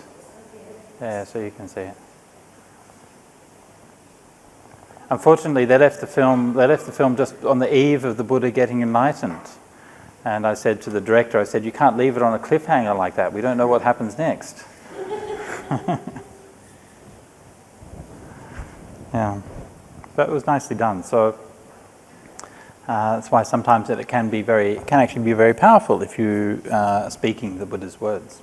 So yeah, again, one of my favorite discourses, Dhamma dhamme abhisandeti, Dhamma dhamme paripurenti, apara parang gamanaya. So this sutta is almost like giving the opposite point of view to the previous one. Right? The point of view is let's go and do it, let's put forth energy, let's do everything. And this one is like, just relax, it's just going to happen. Yeah, it'll flow, it'll go by itself. So which one is right? Is this one right or is that one right? And the answer, of course, is yes.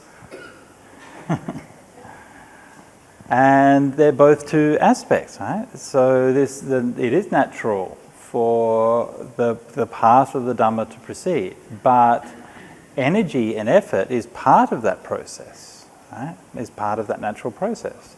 And without that, then the foundations of what you're doing are not going to come together. And particularly, this particular sutta begins with ethics, with sila. And it shows how, psychologically, how your deeper states of joy and meditation and freedom arise from your ethical conduct. And again, that's reinforcing what I've been saying all along, that from the suttas, we're not so much concerned with details of meditation technique, but we're looking more at the context and the purpose that gives meaning to our spiritual practice. And if our life is orientated in the right way, and with our generosity and our sila and our faith and all of those foundational qualities, then the higher qualities will flow naturally from that. So, these are some of the things that people like, right? People are very attached to, yeah? And obviously there is a positive side to passion, right? I mean, you have a passion project, you have something that you're passionate about. This actually can be a good thing. So all of these things have to be seen in context, yeah. And in one way, you could say that chanda, the enthusiasm in the right efforts. Actually, this is a passion. You can say you have a passion for doing good. Right? Have a passion for practicing the Dhamma. And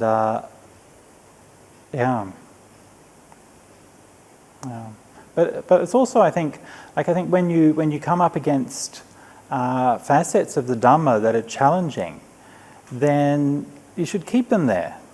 They're meant to be challenging, you know? And it should be a bit uncomfortable, you know? And you should read it and go, oh, yeah, oh, maybe I should try a bit more, you know? Or maybe, you know, I wonder how that relates to me. Oh, is that right? And it raises all these questions, and it should do, yeah? So the spiritual path is a path, it's not a sofa.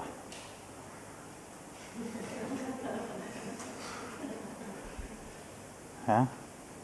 Which is not to say that there's anything wrong with sofas. Yeah? And if someone is ill, they need to have a bit of a lie down. That's all right also, right? Have a lie down and spend a little bit of time in comfort. But then when they're better and they're healthy, say, okay, let's set out on the journey. Yeah, so people need to have that challenging, but it needs to be at the right time. And of course, this is one of our things. Like in the previous sutta, you know, it said satta no sammukha. Yeah, our teacher is in front of us. Yeah, meaning the Buddha is in front of us. And of course, that isn't the case anymore. So the Buddha isn't here, and the Buddha can't tell you exactly what you need at this time. Yeah, which is kind of unfortunate. It would be nice, right? And so instead, we have to sort of go a bit of a longer way, yeah? Become familiar, learn the Dhamma ourselves, and then develop our own wisdom and our own discernment. Yeah. But I think, you know, like, you know, as a teacher, and when you're teaching people and people raise these kinds of problems, like the first thing to do is, okay. So for myself, like when people raise these kinds of problems to me, okay, I don't see my role as solving that problem for them. You know? I see my role as supporting them to be able to find their answer to the problem. Because a lot of these things are not actually soluble one way or the other. Yeah? It isn't I can do one or the other, because actually we all have to live in the world. And we all want to practice the Dhamma as well. And actually there is always a tension between these things. And that tension is good. It's creative. Yeah? That stimulates you. Yeah? And that's interesting. Yeah? So we shouldn't be thinking that these things are something that we can solve with an answer, but instead to honour the question. Okay, you know, I can hear that struggle that you're going through, yeah, and I can hear, you know, your mind is being pulled in one way and being pulled in the other way. Maybe even can refer them to the verses of Talaputta if someone's in that situation, yeah, and just know, actually, yeah, this is the struggle. This is where we're at. I think this is a really important thing to remember and to bear in mind, that when we're studying, especially when we're studying the suttas, don't go around thinking that you've got all the answers. You know? There's a difference, like for myself, you know, if someone asks a question about the text, then I can give them an answer about that, you know. Sure, that's my place. If someone says, does this mean this or does this mean that, I can tell them this means this. And if you say it means something else, I'll say, no, you're wrong, and this is why. Or maybe you're right, or whatever. But we can sort of talk about that. But if someone's talking about their own spiritual practice and their own spiritual path, I don't talk like that. You always talk by understanding where people are and to support them to try to find their own journey. Yeah.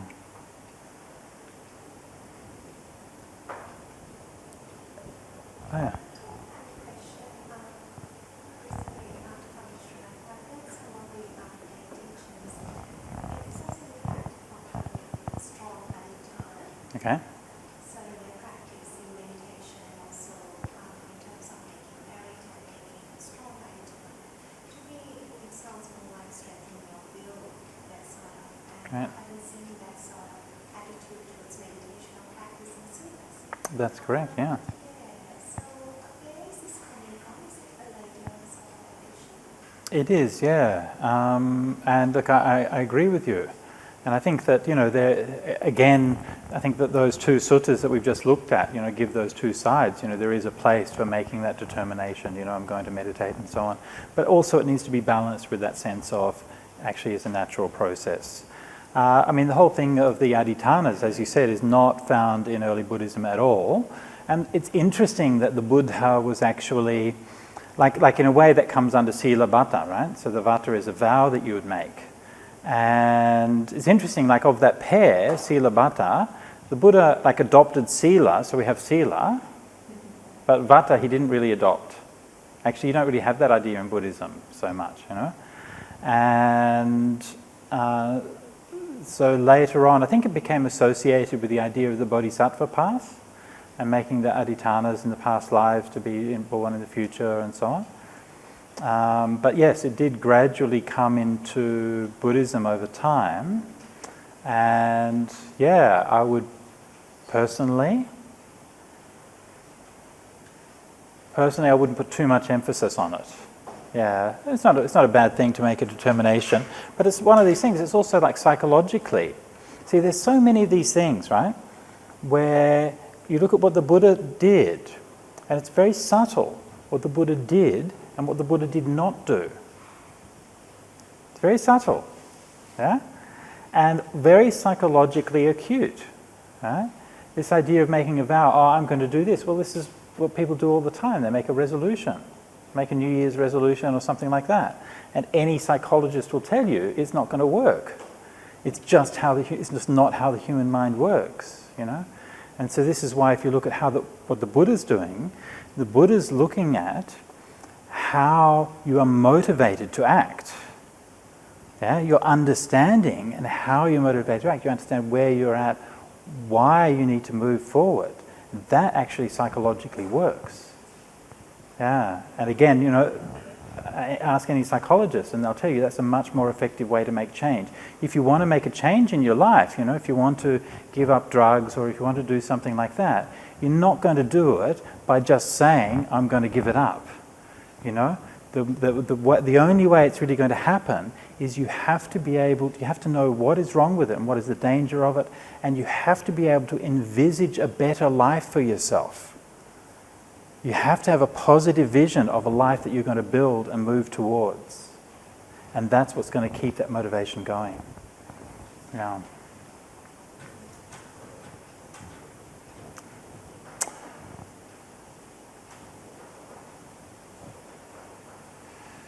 So just make a few remarks on the sutta before we break for lunch. So, need not make a wish, not jetanaya karaniya. Okay, so need not make the intention, or in this case the wish. And the phrase, it's only natural, dhammata esa. Yeah, dhammata esa. Yeah, so the word I've translated as natural is dhammata. Literally, dhammata is the abstract noun from dhamma. So dhamma, literally dhammaness. But that's not really a word. So in this case, it means something like natural. It's the way. Basically, it means it's the way that the world works. It's just how the world operates. Dhammata esa. So sila, pamudita, kayo me pasambatu, sukhino, chittang me samadhiyatu.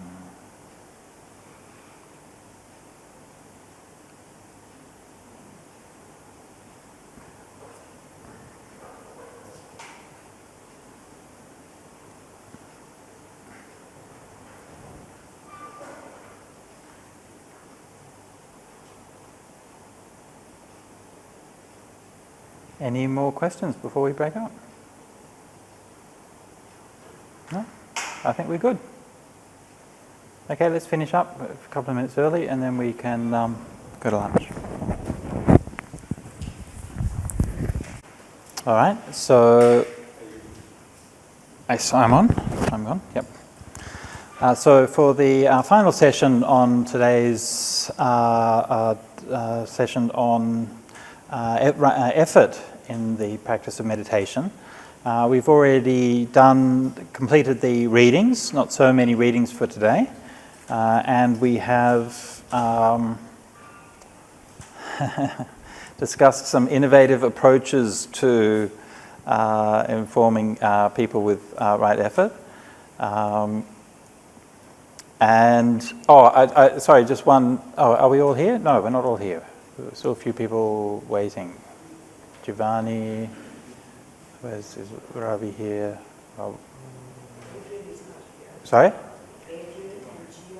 Okay. Here's Ravi. Here they're coming. Okay, good.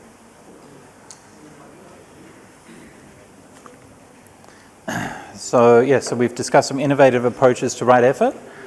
I just wanted to comment on the suggestion of base jumping as right effort. And look, I can certainly say that if you are suffering from sloth and torpor, that doing some base jumping would help with that. Yes, I've not heard that anyone has been falling asleep while doing base jumping. Actually, I mean, this is actually a traditional practice that we do, not the jumping part, but we will sometimes go and sit meditation on the edge of a cliff if you're suffering from tiredness. Yeah, so I've done that in the past. That's very good for wakefulness. I used to meditate on the. I spent my first. What was it? First and a couple of wasas, a couple of rain retreats at Pujam Kom, and there were sort of cliffs overlooking the Mekong River. And so sometimes if you're feeling sleepy, you can go and just sit on the edge of the cliff. Actually, it's weird, actually, because you're just sitting on the ground, right? I mean, how often when you're sitting on the ground do you fall forward and fall over forward, right? I mean, it never happens, yeah?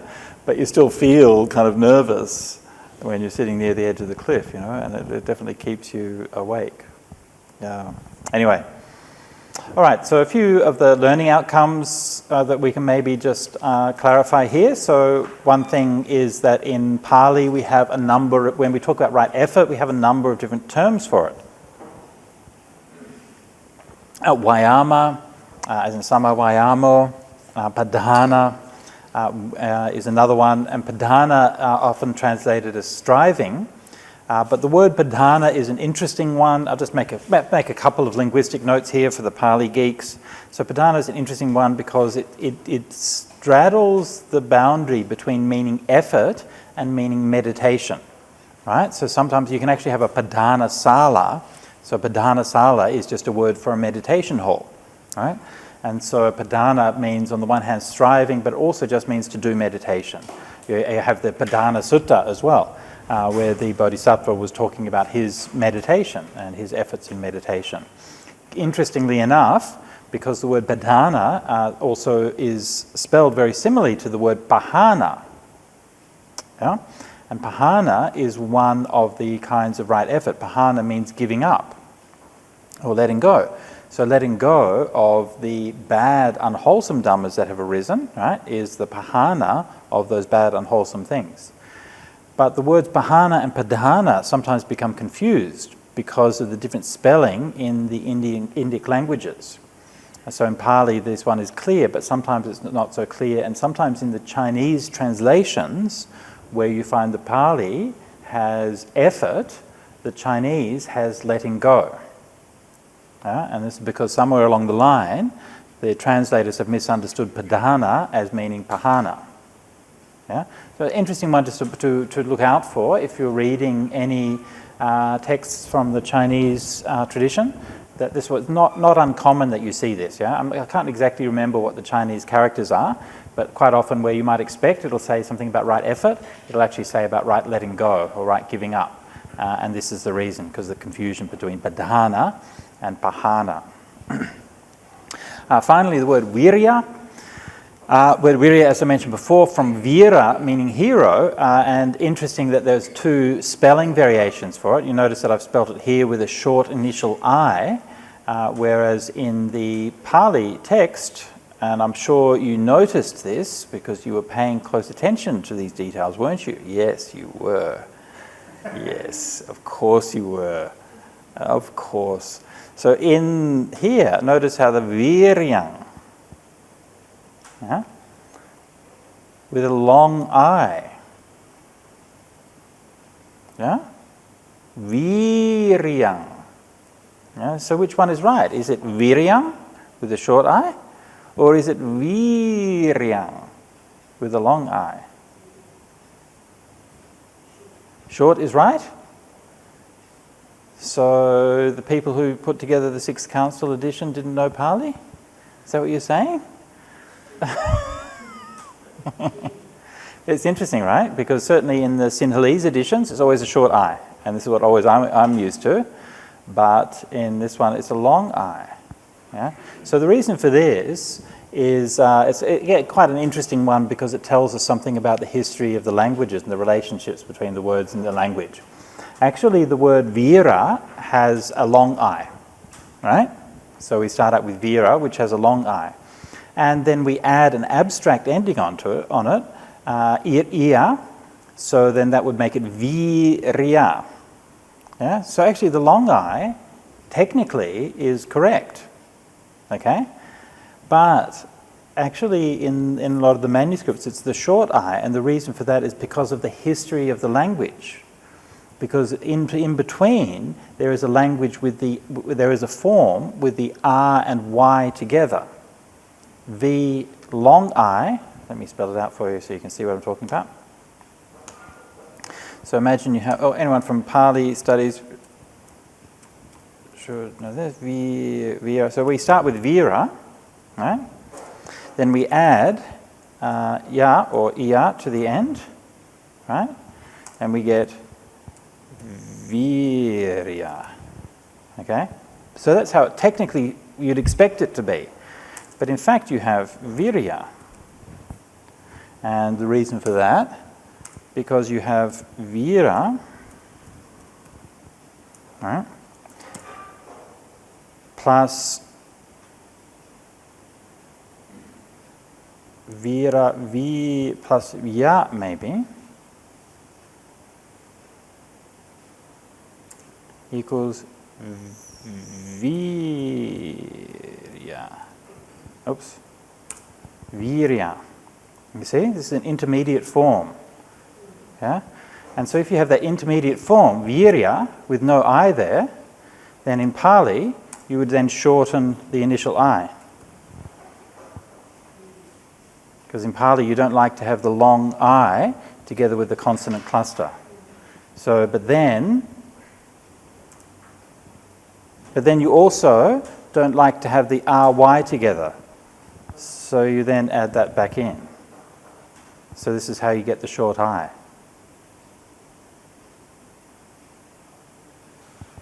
Yeah? So this derivation here seems like the logical derivation. And I think what's happened is that in the Burmese traditions, they've reconstructed the text. They've actually adjusted it according to what the grammars say that it should be. Right? Grammatically, it should be that form. But the texts actually have that form. So, and I think that tells us something about the evolution of the language. Does that make sense? Probably not. Yeah. Meaning is the same, yeah. Meaning is the same, yeah. Anyway, so just a little note on language use there. So virya and what have we got? Virya and padana. So these are some of the main words for effort, but actually, again, Pali is very rich in synonyms, so we find a lot of other synonyms for effort as well, but these are some of the main ones that we find. Okay, so these are terms that you should know, and understanding both striving and letting go. So we talked a little bit about this with the contrast between some of these suttas and some which emphasize that sort of very kind of, yes, let's go and challenge and make that effort and strive, and then others which are much more like this is natural, well, let's just let go, okay? And so these two aspects are both part of our energy. Ideally, when our energy is flowing, and especially when the 5 hindrances are gone, or at least 5 hindrances are very quiet in the mind, then your energy will flow naturally. Yeah? So if you're feeling like there is a contradiction between the qualities of striving on the one hand and letting go on the other hand, yeah? This is because the hindrances are still at work in your mind. Yeah? So this is a difference which you can never really kind of fully intellectually resolve. Yeah? But when you meditate and your mind becomes peaceful, you'll find that naturally you'll come to a state where you're full of energy and full of relaxation at the same time. And then you realize, yeah, that's what the Buddha was talking about. Yeah? Because the energy is just there. Yeah? And so much, in fact, of the lack of energy we have, right, is because of tension. What is tension? Tension is when parts of you are working against other parts of you. That's what tension is, right? And the different bits are battling against each other, and your mind is battling against it, and the body is battling against the mind, and all of these things are pulling against each other in all of these different ways. And that's what actually makes us tired a lot of the time. That's what we get stressed. That's why being stressed is exhausting, because the different parts of your mind are pulling against each other, and that's what's creating that. And so this is why when we can find that peace, then flows, and the mind is bright and full of energy. You don't have to worry about anything. Huh? And that thought, the thought that you have to, that this is effort. It's not effort, right? It's just a flowing of energy. And you just have to be there and stay there, and that energy will go. Yeah? Everything is made of energy all the time. Everything is made of energy. This is what the Buddha said. Everything is sankharas. Sankharas are energy. Same thing in physics, right? Everything is energy. Everything is energy all the time. And so when we get into that trap where we feel like we're tired, we feel like it's too much, yeah? And you're sitting in meditation, it happens so commonly. You're sitting in meditation, oh, it's tired, oh, am I getting tired? Oh, I've got no energy. Yeah? So what happens if the fire alarm goes off? Ding, ding, ding, ding, ding, ding, ding, ding, ding. You leap up. What's that? What's the fire alarm? Yeah, and you run downstairs and save things. Yeah, actually, the energy is there all along. Yeah, the energy is there all along, but it gets hidden. Yeah, it's hidden. So your mind is made up of energy. Your body is made up of energy. There's nothing but energy. Yeah?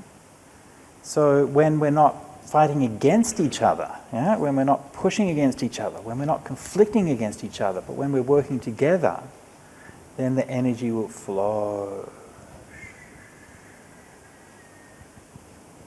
And this is a sign that the mind is leading towards samadhi.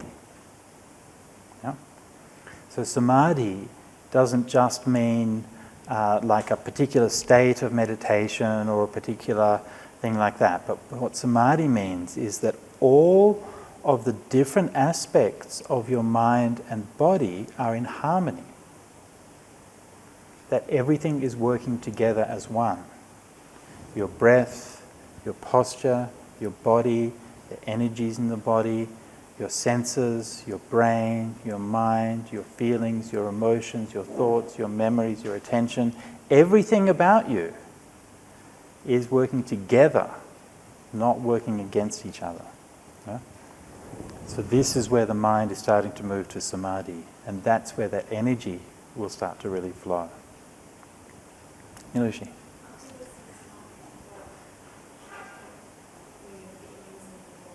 Yeah.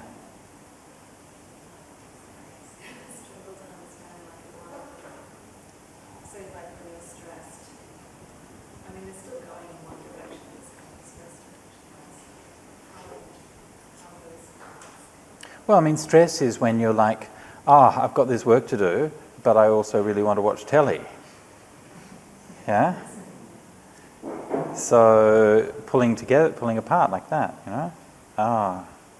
I've got to do a good job for this boss, but also I don't like him, so I don't want to do a good job for him. So again, that's working against each other. Yeah.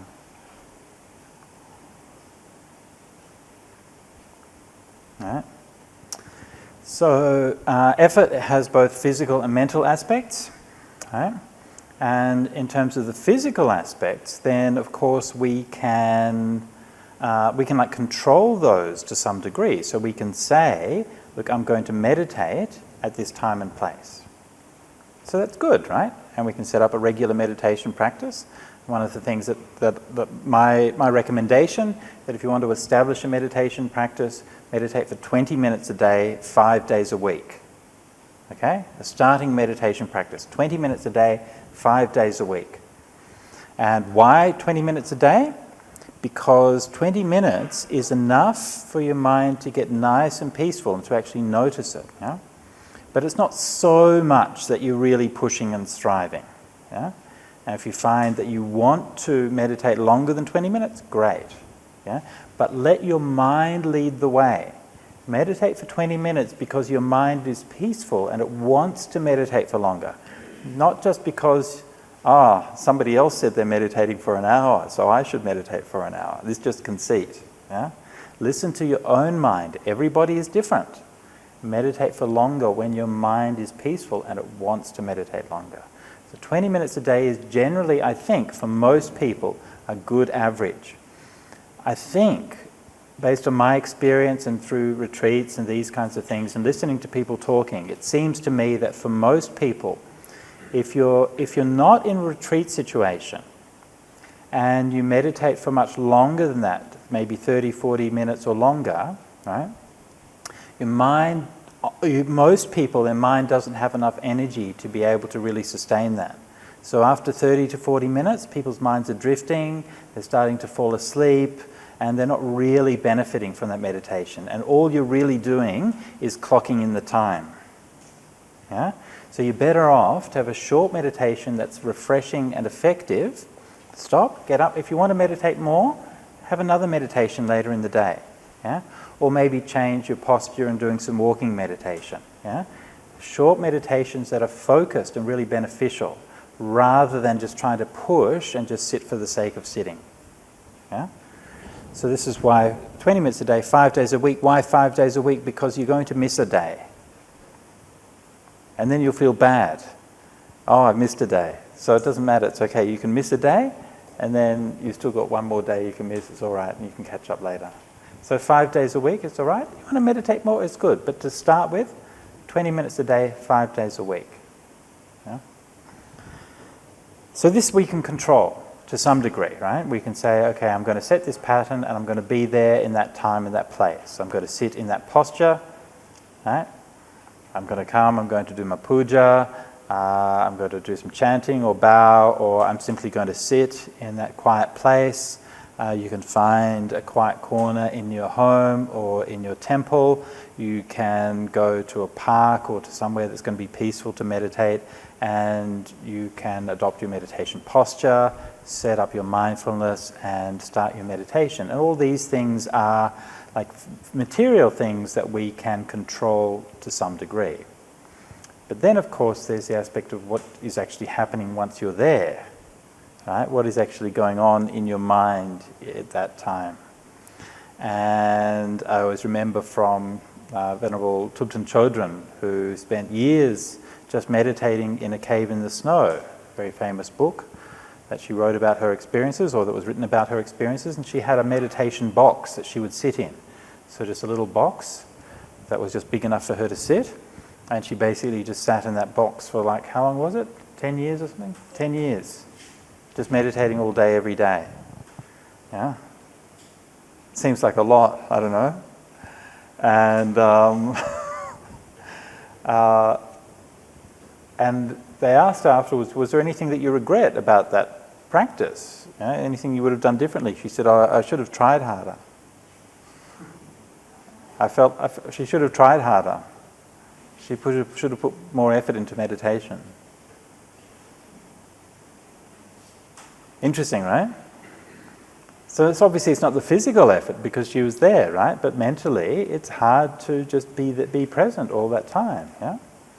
And, and you can't always find that balance. And I'm sure that there were periods in that time when she did find that balance, but probably other periods where you don't. And one of the things to me that's really, it's really kind of one of those aha moments in meditation is when you're sitting. And I was talking about that stress and how about the mind is always sort of back and forth and has that tension against each other. And then there comes that moment when all of that seems to be resolved. Everything comes together and everything starts to flow. Yeah? And you can feel the breath, and you can feel the smooth, silky presence of the breath, and you can feel you're in the present, and you can feel everything's going, and you realize, yes. This is what we were supposed to be doing all along. This is what the Buddha's talking about. Yes, be mindful of your breathing. No, I'm actually being mindful of my breathing. Before, I was just trying to be mindful of my breathing. And I was actually doing other things. I was actually thinking about things and worrying about things and all of these things. But now I'm actually being mindful of my breathing. And when that happens, and when that comes together, it's actually quite remarkable how swiftly you can progress.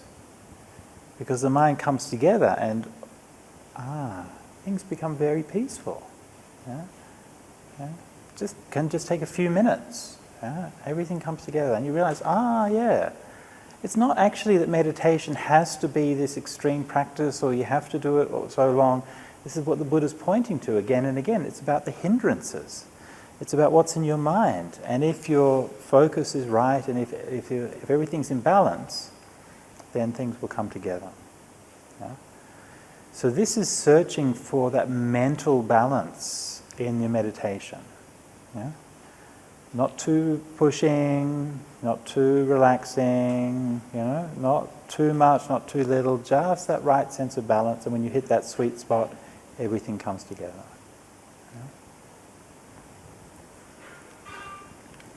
So that's the physical and mental practice. And know how to set up sustainable and progressive effort. So again, that's what I was talking about with the 20 minutes 5 days a week. And, I think it's crucial for everybody to have a baseline practice that they're comfortable with and which they become grounded on, okay?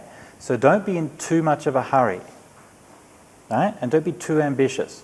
And don't compare your meditation to what you're doing when you're on retreat. Right? You can go away and do a Goenka retreat or do a Samadhi retreat or something. And of course you can have better meditation if you're just doing meditation all day, every day. Right? That's why you do retreats. If that wasn't the case, we wouldn't bother having retreats, right? So make sure, just keep it reasonable, yeah? Keep it going. Actually, when you're on retreats are great, and the experiences that you have are incredibly powerful and formative. And even my first retreat that I did, it changed my life. So I'd never underestimate the transformative potential of being on a retreat.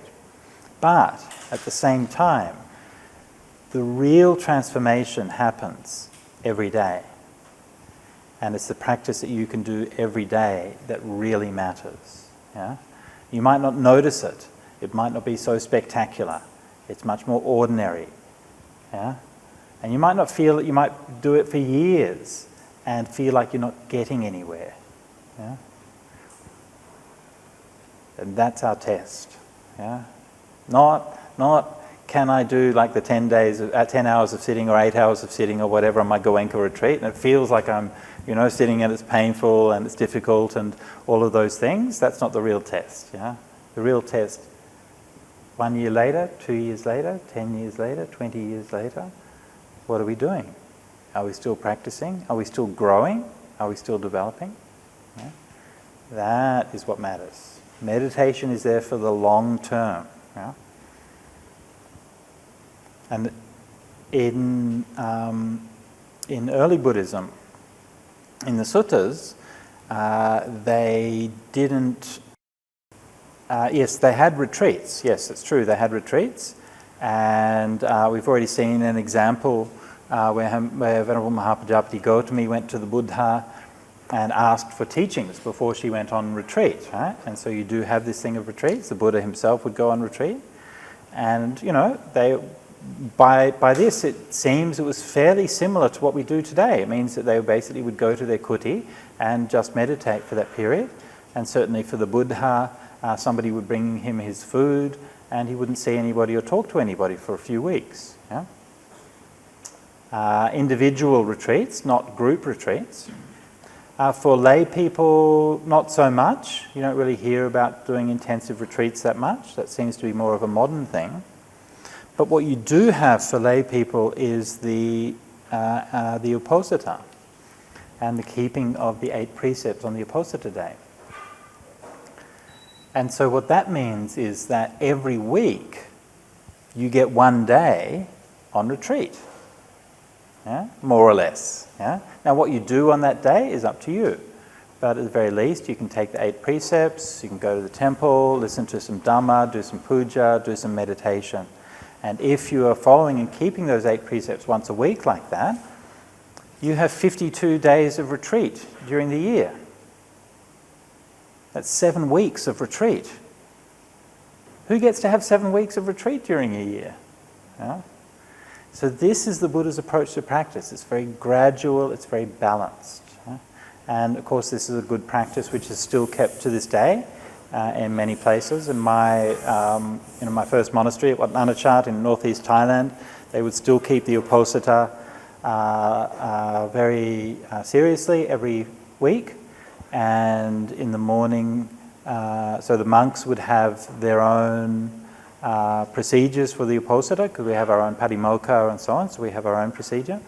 But the lay people would also come to the monastery in the morning, and when the dana was offered, so that was a funny day for the monks. Okay, so what happens on the Uposatha day? I'm not exactly sure what happens in Sri Lanka, but this is what happened in Thailand. Okay, so you go for Pindabata, come back, and then the lay people will offer the meal in the monastery. Now because it's Uposatha day, lots of people come. So they offer lots of food. Okay, so everything takes a long time, especially if you're in a big monastery. And then they're offering lots, so you get all of this delicious food that gets offered, right? And then it all kind of goes down the line, and all the monks have to take it and so on, and then you sit and you wait. And then they do the chanting.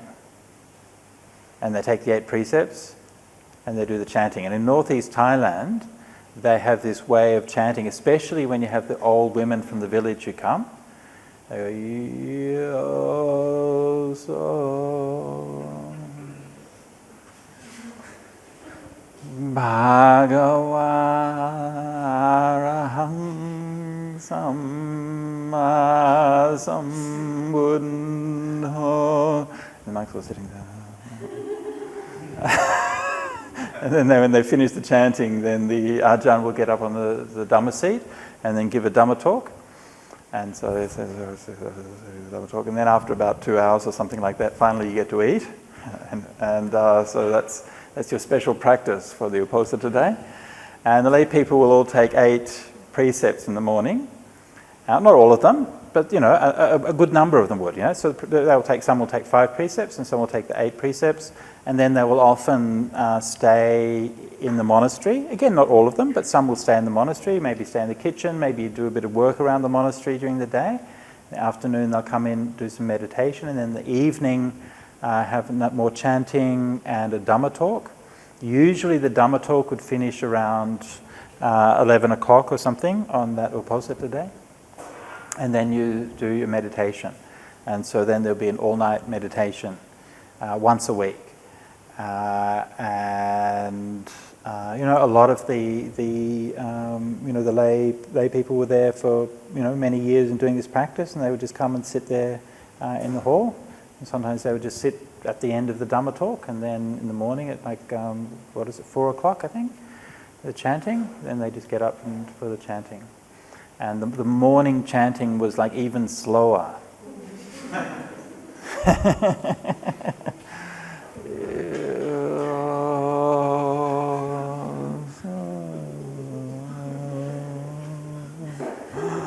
and everyone's just struggling a little. And because I hesitate to say I was a good chanter, but at least I knew the chanting. So I used to lead the chanting there sometimes. And yeah, it's a strange experience when you're leading the chanting and then you actually fall asleep while you're doing it. It is a strange experience.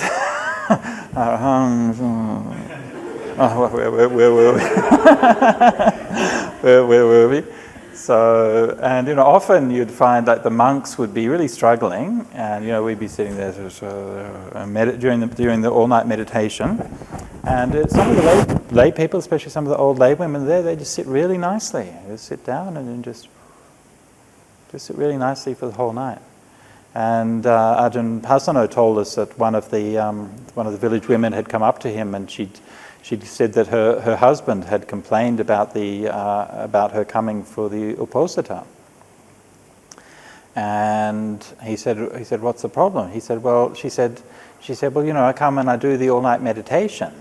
And the problem is that after I do that all-night meditation, I've got so much energy that I have to meditate all night the next night as well.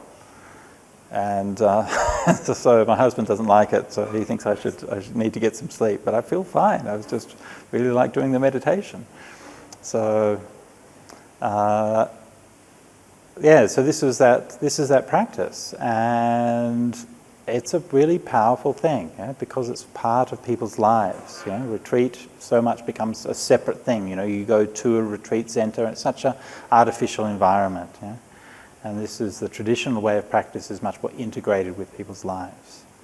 So this is why it was interesting, hearing some of that discussion before about finding ways of supporting people's Dhamma practice in where they are. And I think this is really important. Ravi. What's the history behind the suttas? Do they talk about the Uposatha Day? Yes, definitely, yeah. So yes, the Uposatha Day was a previous practice, like it was done by others before the Buddha. I mean, obviously it's just on the phases of the full moon, so it's an obvious day to mark that celebration. So I'm not really sure of the pre-Buddhist history, but it definitely was done, presumably by the Brahmins and probably other ascetics. And so that was actually the reason why originally that was brought to the Buddha, and they said, oh look, the other ascetics mark this uposatha, so why don't we do the same? So the Buddha agreed, and then they came and they just did some meditation, and then it was suggested, well, why don't we have a Dhamma talk? And so it grew out of that, and it became the opportunity also for the Sangha to recite the Patimokkha, which we do not on every week, but every fortnight. And that's like the main ceremony for unity and harmony within the Sangha. So we are affirming our identity as the bhikkhus and bhikkhunis by reciting our code of conduct. Yeah. And also say I take my 8 precepts. Yes. And I might not technically break any precepts, but if I say spend time that day, part of that time, say doing some accounts or something. Okay. Am I? No, that's not breaking precepts. No. Yeah, that's okay. If you must, I mean, obviously, you try to do. More training day. Yeah. You try to do, your spiritual practices as much as you can, but, sometimes you have some work to do or something, and that's okay. Yeah, but again, apart from keeping the 8 precepts, I mean, there was another, it talks about the uposatha of the Jains, that's in the Anguttara Nikaya, and how they lived it. See if I can find that quickly. But so there's quite a lot of, variation in how you do it. I'm just trying to think of how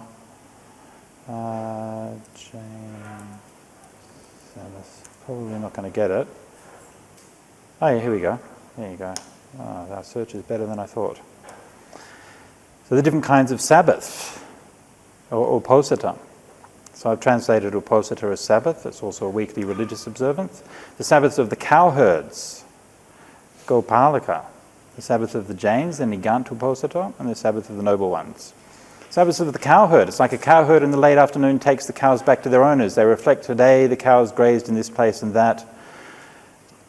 They drank in this place and that. Tomorrow the cows will graze in this place and that and drink in this place and that. In the same way, someone keeping the Uposatha reflects, today I ate this and that and had a meal of this and that. Tomorrow I'll eat this and that and have a meal in this and that. So they spend their day with a mind full of covetousness. That's the Sabbath of the cowherds. Right?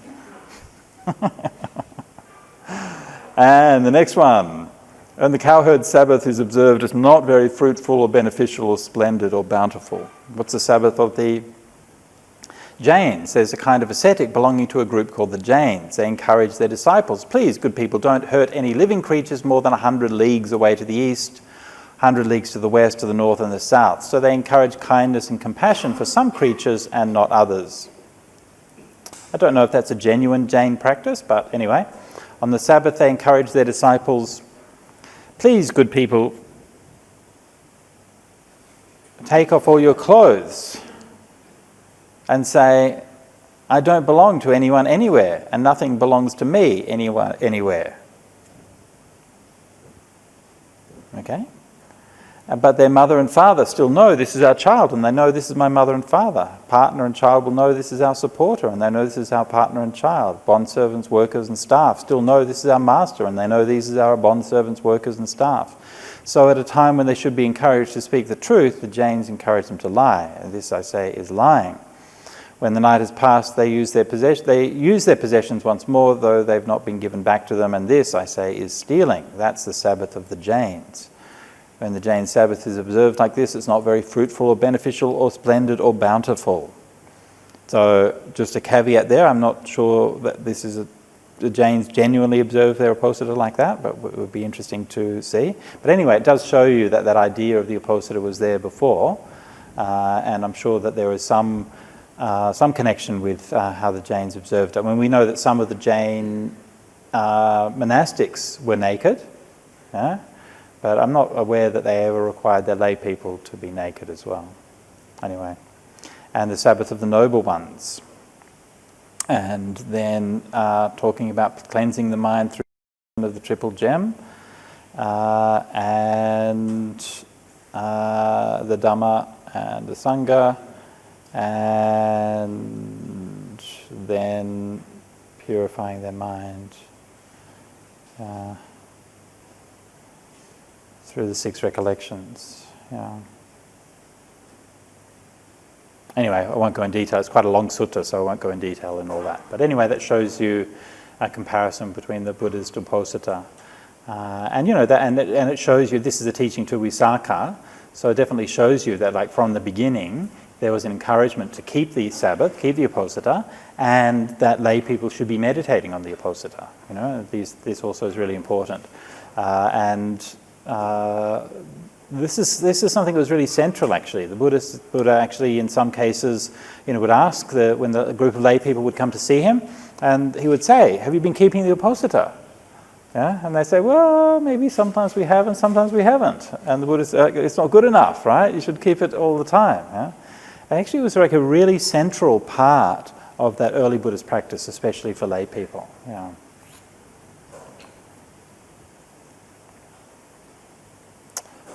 Okay, so you have a memorization task this week. So I'm trying to, this session. So each time we try to remember some things, and I've been testing you on this. So for this session, to actually learn the detailed formula for the 4 right efforts. So this is in the Samyutta 49.1.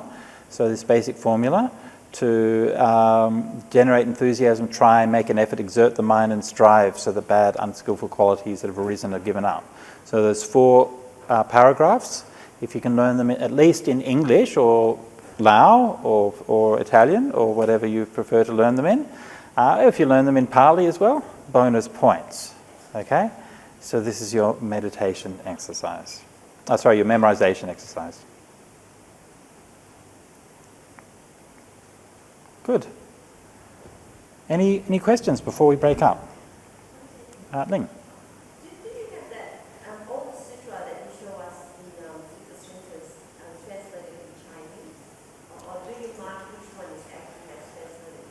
Okay, so let's see how we do that. So if we come here to this sutta we just looked at, so now we have the Pali and English, yeah?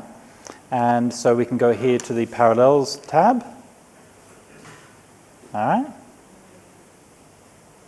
And we can have a look, translations in other languages.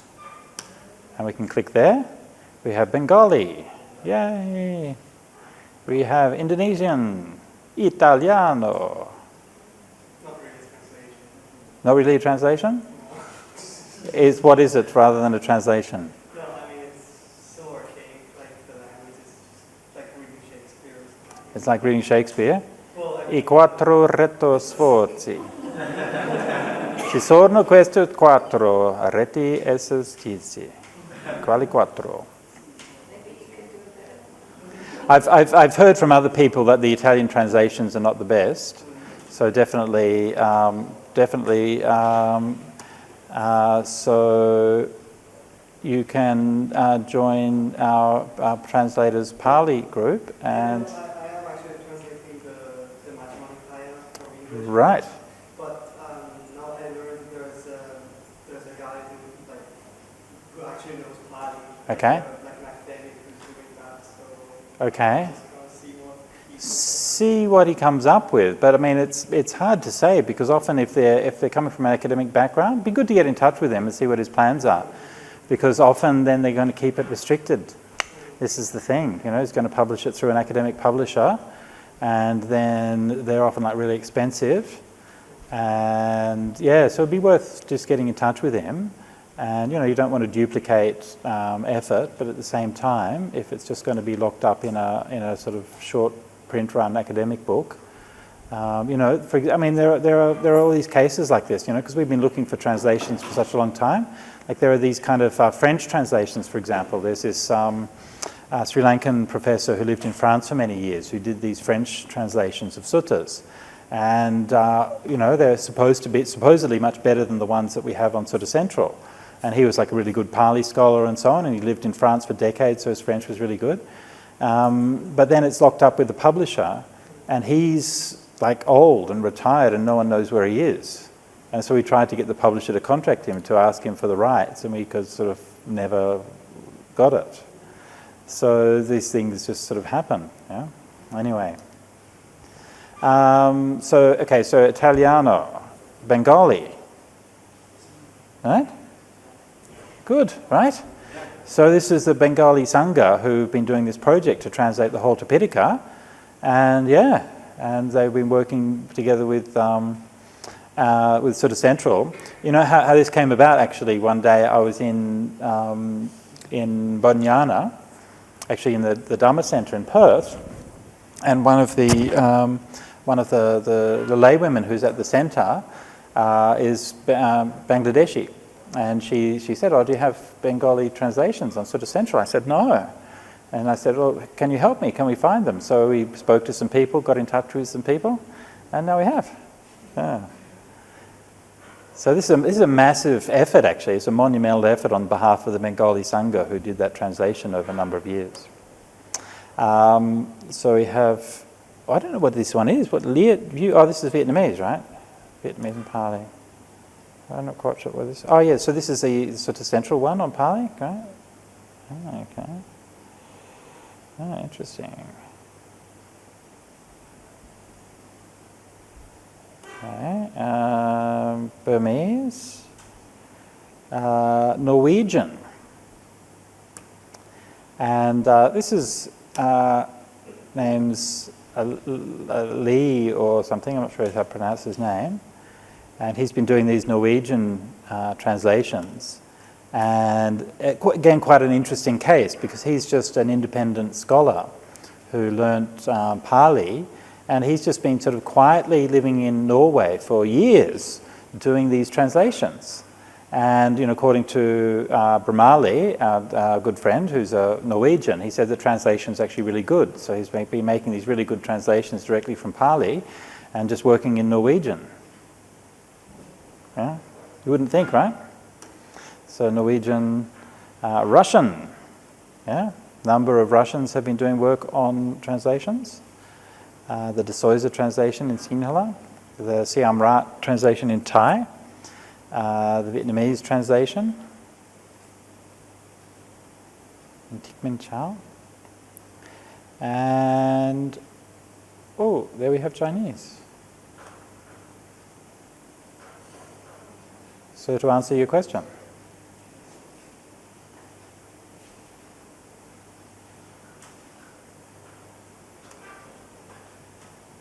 Yeah.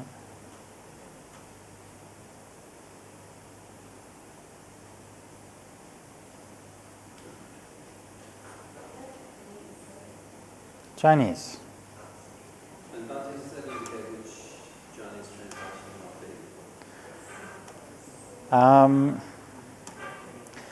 be. Yes, so we always have some publication information.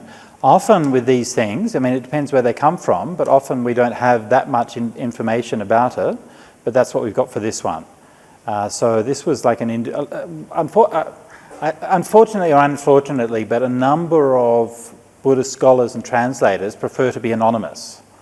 So they don't want fame or anything like that. And look, I understand it, but they just do their work and they put it out there. So sometimes you just really have the website to refer to.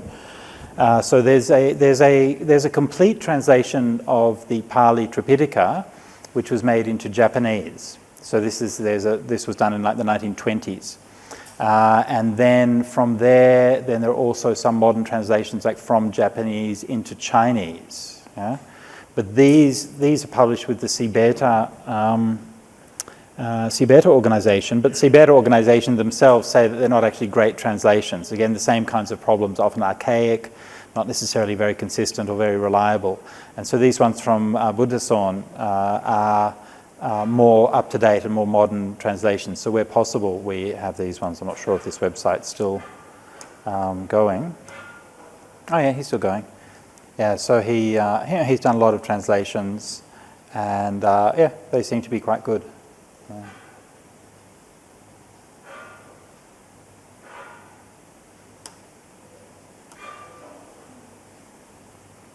Okay, so Ling, that's how you find the translations. The other thing that you can do on Sutta Central, if you want to know where the translations in your language are, you can set the site language.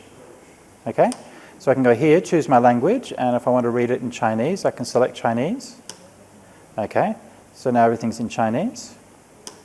And so now I can find out where the translations. And then on here, on the home page, we have this little thing, these things we call the yellow brick road. Okay, so you can follow the yellow brick road and find where your translations are. So this tells you how many translations are in Chinese. Yes, good. 100 translations there. So the whole Majjhima Nikaya is there basically.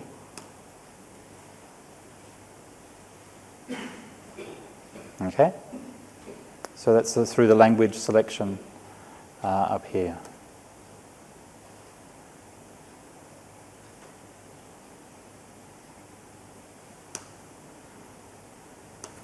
Okay.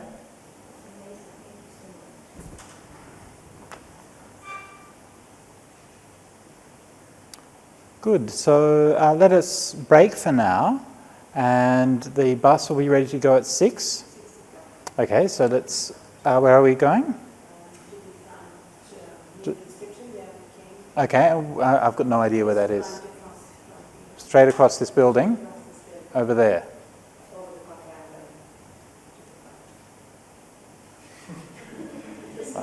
Just keep going over there, okay?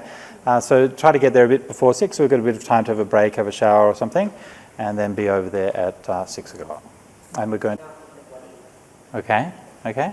Yeah, and the last day, we actually, before he actually, this is actually at the temple where they actually have some things, maybe bigger than this, and how they build some things like that, and in the temple wow, and they actually, we get to see it, because you have to actually wash the coconut water and everything, yeah, and put it on the fire and burn.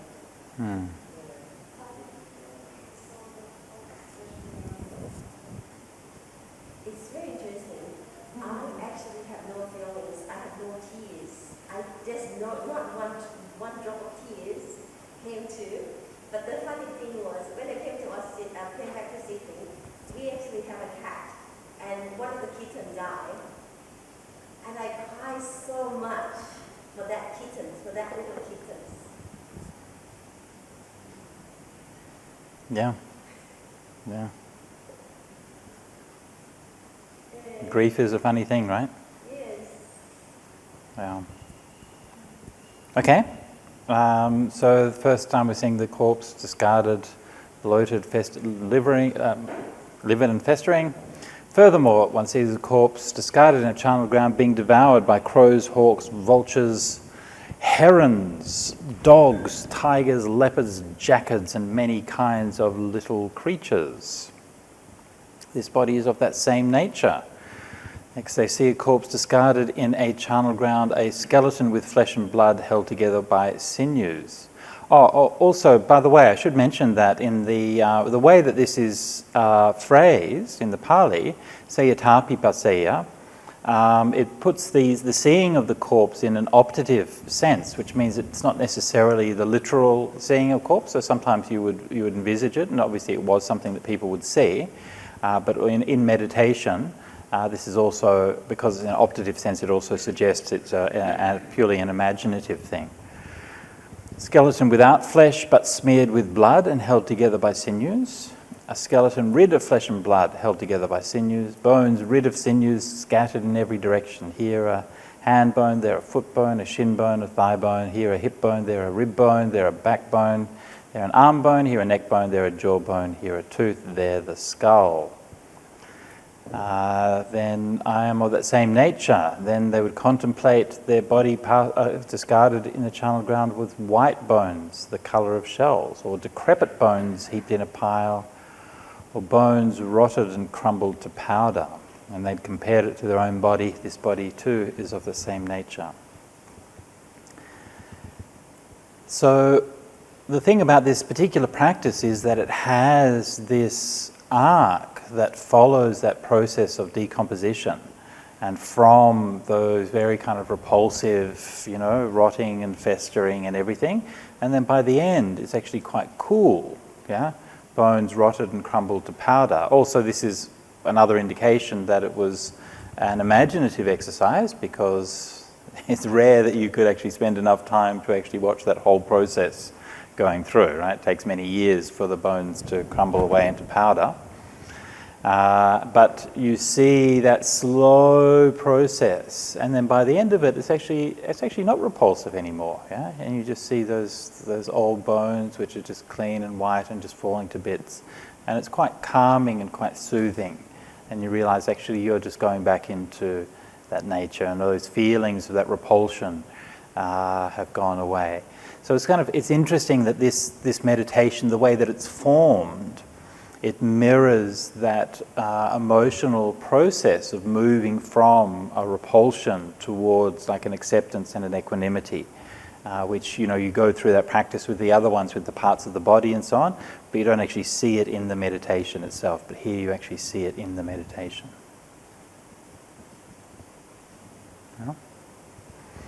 Any questions on this before we go on? Yeah. Just wondering about the progression. It's very specific, very detailed. Yeah. I'm just wondering,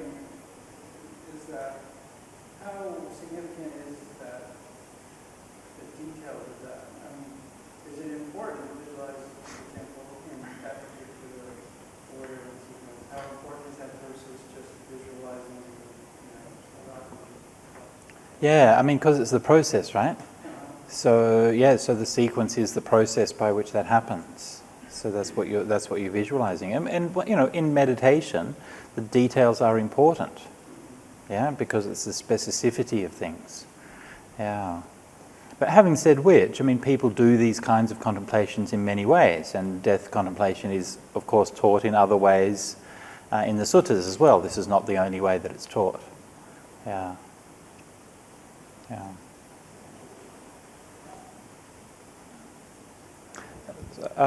Nilushi. There you are. Chris, can you ask me how the experience to see stuff like the corpse? You're just like,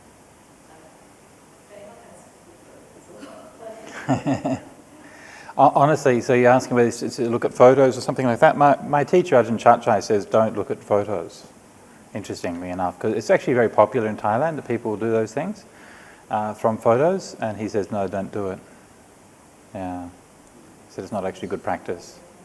Yeah. I mean, the thing is that there is death around us when you see the leaves fallen under the tree, you know? When you see the decay of the matter in the gutters, you know, when you see a fallen insect. Actually, death is around us all the time. We don't have to go chasing it. Yeah, I mean, this is a particularly vivid illustration of it. I mean, it's interesting, you know, I do think there's something healthy in that, just acceptance of it, the way that it was more public in those days. But yeah. Yes, sorry, I think Scott was first. We listened to the recording on monks in cyberspace. Okay. The guided meditation by Bhante Sujato. Okay, yep. Really, really valuable. Mm.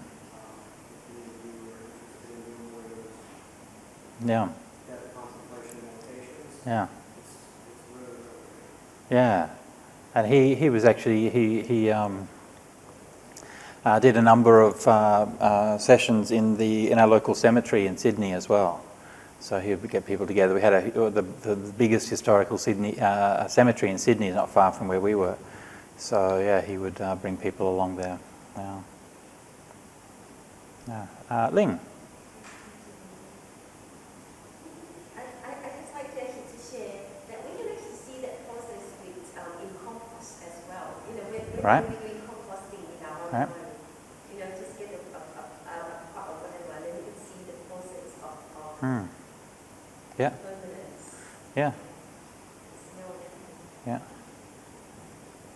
Did animals receive Yeah. maggots? Yeah. All right. Sorry, Anne. Yeah.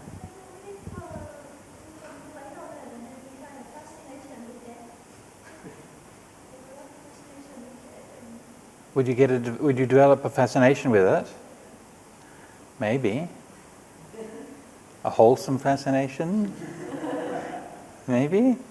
I mean, the whole purpose is to lead to dispassion, right? And so I think often we try to hide it away. You know, like Siddhartha's father, who's just sort of wants to hide everything away from us all the time. And we live in a world that was built by Suddhodana. We live in Suddhodana's world, yeah? Everything is nice, everything is good as much as possible, and as we try to hide all of those bad things away as much as possible. Yeah? So, yeah.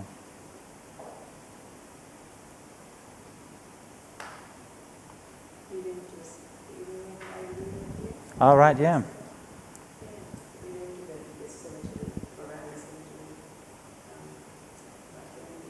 Right.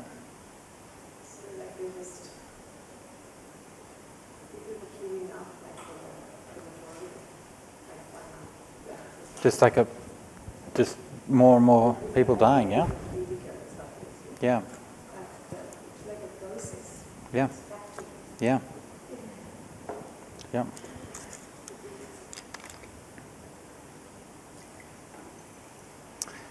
All right, let us move on and let us have a look at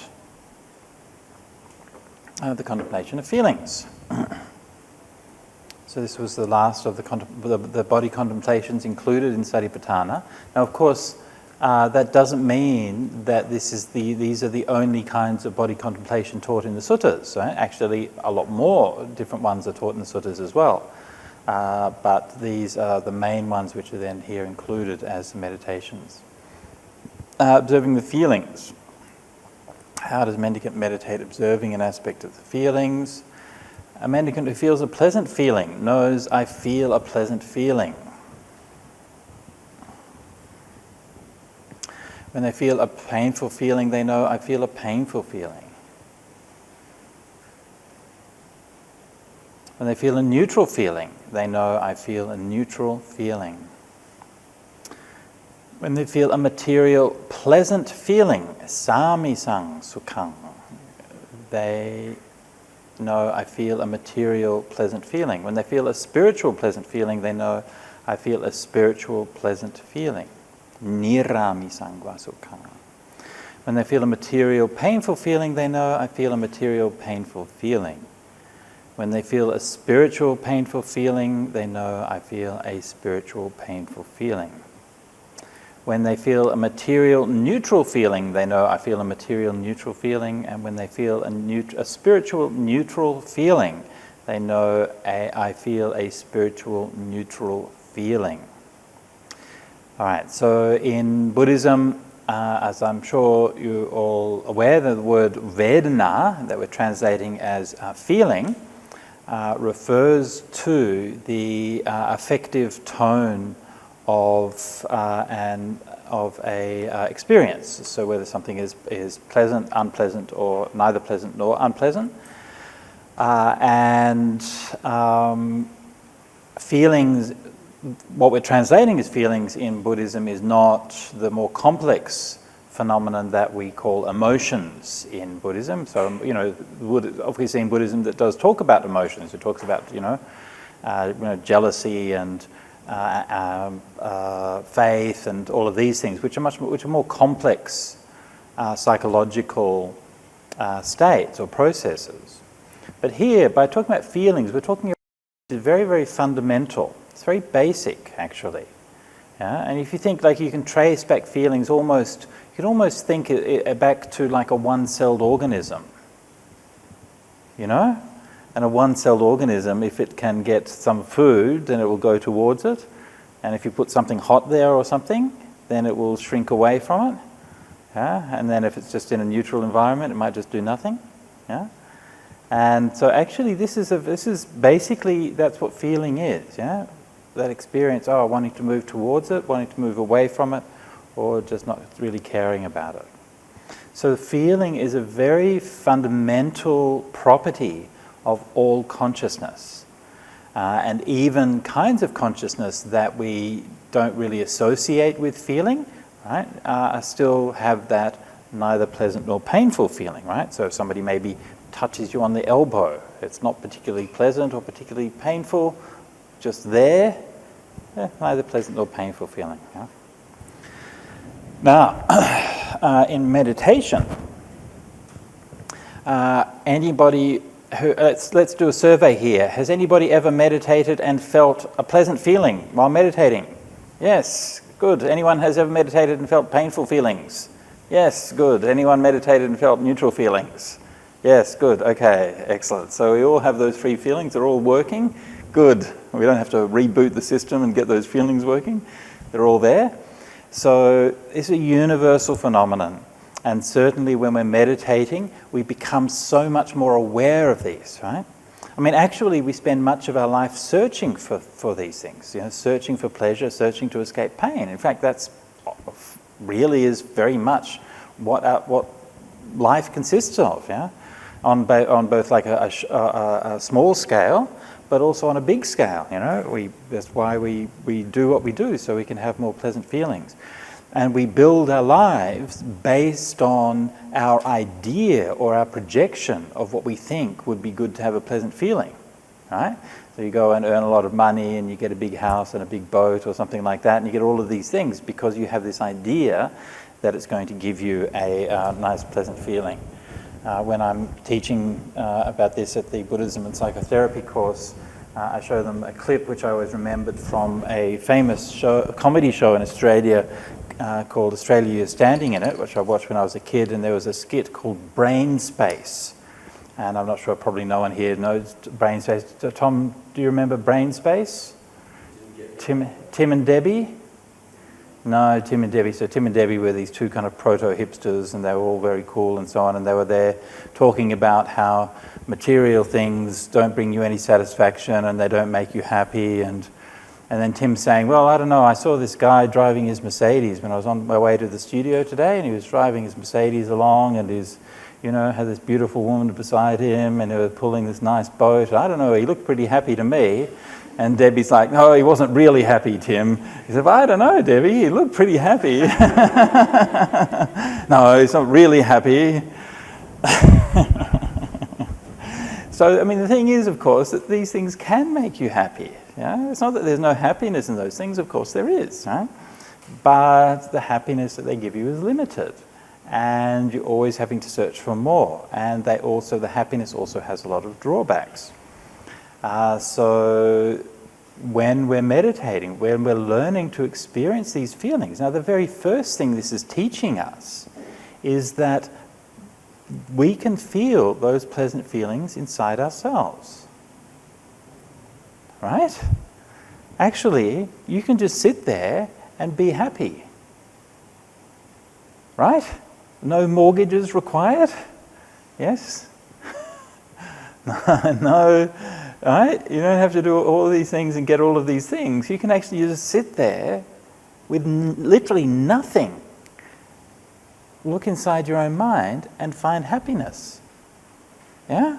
And it's not actually that hard in meditation. I mean, we're not talking about some great attainment or realization of jhana or anything like that. I mean, sure, that's very much happiness.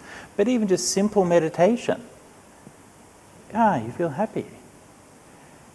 That is one of the most empowering things that you can ever experience, because you know from that happiness you can find inside yourself. And once you know that, you have this sense of independence. You're not chasing it all the time. Yeah? External happiness becomes something, it's okay. Yeah? Have a nice meal. It's all right, it's nice. But if you don't get a nice meal, it's also okay. And you just sort of have that feeling of independence from things, and it gives you like a strength. So, getting familiar with all of these feelings. And same thing with painful feeling, And we're constantly falling into this trap of trying to escape from painful feelings. Again and again and again and again. I remember this one time. It's always kind of funny for me because it was these kind of simple moments of insight that sort of stay with you. I remember when I was at Santi, in the early days at Santi, and we were having I was having some kind of problems, and shocker, you won't believe it, but it was because of the monks who were trying to undermine us doing bhikkhuni ordination. Anyway, this one monk was trying to get me to stop doing the bhikkhuni ordination, was trying to use these kind of manipulative methods to try to get me to do what he wanted to do. And I was walking back from my kuti and knowing that I was going to have to talk to him and knowing this was going to be unpleasant and like really dreading it and really thinking, oh no. And I'm like, oh, do I have to do this? Oh, this is not going to be good. And then just realize, actually, it's just unpleasant. That's all. Is this pleasant? No. Is this fun? No. Okay, that's all right. It's just an unpleasant thing. I've had lots of unpleasant things in my life. I'm still here. It's all right. And so you realize that and you realize, oh, okay, that's all right. And so this is what your meditation is teaching you. Actually, pain is okay. Yeah, you sit through it, it comes and it goes. Sometimes it worries you more, sometimes it doesn't really worry you, sometimes your mind is strong, sometimes your mind is weak. It's okay. So we learn over time about the way that painful feeling affects your mind. And you're training yourself in your response to that painful feeling. And over time, then you learn not to be beholden to painful feeling, right? Not to be running around trying to stop it or trying to get rid of it. With neutral feeling, of course the thing with neutral feeling is that we normally ignore it. And so it's associated with unknowing, right? So ignorance is, neutral feeling is like painful and pleasant feeling stimulate your mind. Yeah, they make you interested one way or the other. Neutral feeling, and you switch off. Yeah, and so the mind tends to go dull, tends to not watch, not pay attention, not know, not care. Yeah, neutral feeling. also something you learn in your meditation. Yeah? And when your mind feels that kind of neutral feeling, and often, you see that what you then look for is some kind of stimulation. Yeah? And actually, again, a lot of people's lives consists of this, right? Nothing's happening, it's pretty boring and pretty dull, so you want something, anything, right? And you've got to fill your mind with something. And so this is where the mind starts cooking up a lot of the fantasies, a lot of the thought processes, a lot of imagination and memory and all of these things, because you want to feel something. You want to remind yourself that you're still here, that you still have emotions, that you can still feel something. And so this is that power of ignorance, which then starts to cook up all of this stuff. So then, when we meditate, if we bring mindfulness to those neutral feelings, then we learn that neutral feeling actually is quite nice.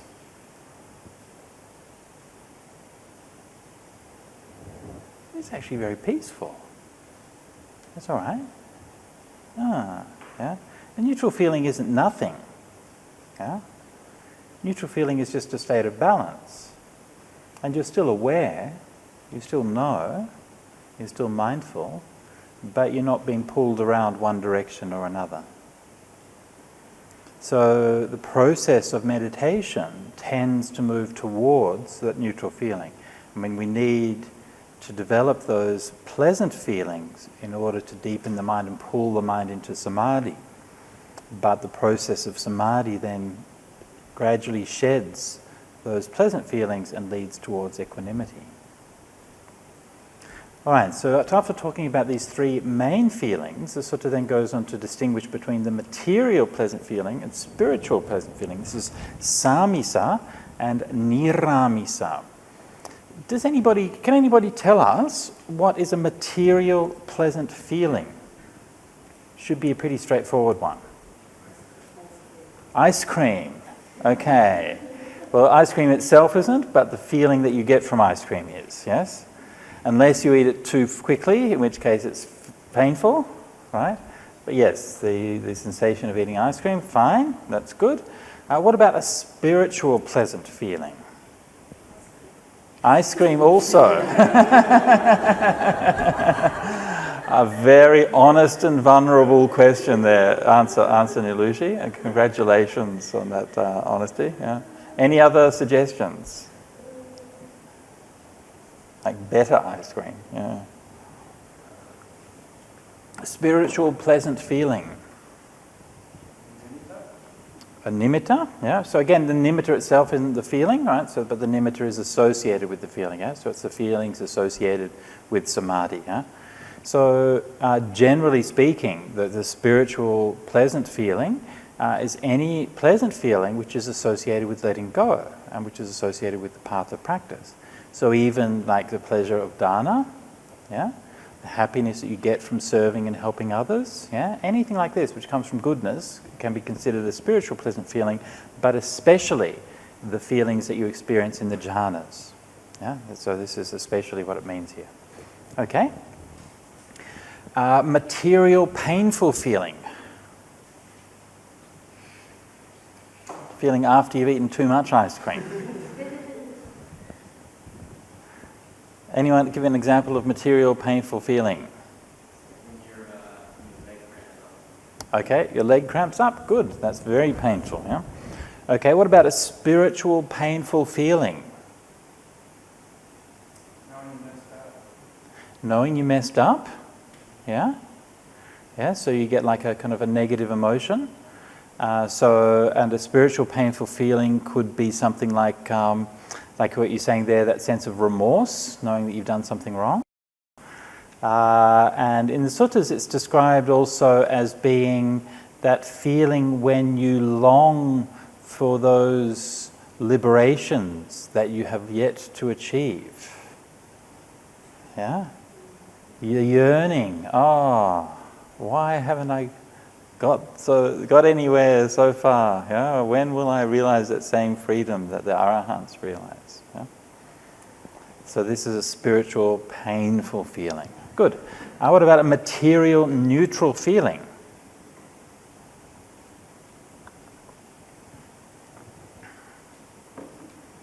What might that be? When you give something, you actually give it with no string attached. You see no givers, you see no receivers, and you Yeah. see no givers. Yeah. Okay, is that an answer to the question? A material neutral feeling. You're answering the question? No. No. Oh, okay. Because then that's a happy feeling when you give something. I hope. Material neutral feeling. Sitting in a class area about parallels. That's correct. That is exactly right. No, could be, yeah. So material neutral feeling really is pretty much a lot of the feelings we actually have, most of the time.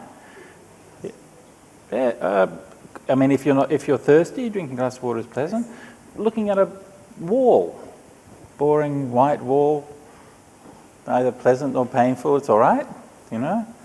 So a lot of the feelings that we have, like the feeling in your left arm right now, it's all right. No, nothing too great about it. Something like looking at a still pond or something like that falls under, is it neutral or? Well, it might be or might not be. Yeah, I mean, it can be very peaceful, right? It can be very nice. Yeah. So it kind of depends. Neutral or is it a little more? It can. It could be either. It could be either. Yeah. Yeah. I mean, in that kind of case, you know, I mean, all of these, it just depends, right? I mean, we said before, so a pleasant feeling is you get from eating ice cream, but then somebody hates ice cream, and so, you know, it's horrible. But so if you go and you see a pond, then yes, it could be just very peaceful and very neutral feeling that it gives you, yeah? Or it could make somebody feel very happy, so it could be either. But it can be, but I think the point that you're making there is that it's a material thing, but it's actually can be provoking or stimulating that spiritual response, yeah? So that's true, yeah. Yes? Right. If you're using every day this area, Hmm. it's easy to feel Yeah. because something is coming from outside and see. Absolutely, yeah. Yeah. I read an interview with a art director once who, and somebody visited their home and they said, but you just got white walls in your house. There's no paintings in your house. And he said, yeah, I spend my whole day looking at paintings. You know, it's such a relief to look at a white wall. So, yes, all of these, of course, very, very subjective. So this is why we have to learn when we're going. And then a spiritual neutral feeling.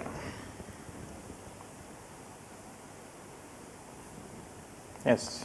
Okay, sometimes I have to like experiences, you know, like when I have an evening sit. Yeah? Like, you know, like I get up from work, you know, Right. like I'm really tired and I sit. Right. And like my mind's like quite peaceful, like no thoughts or anything like Right. that. And I feel my body feels quite relaxed. Right. But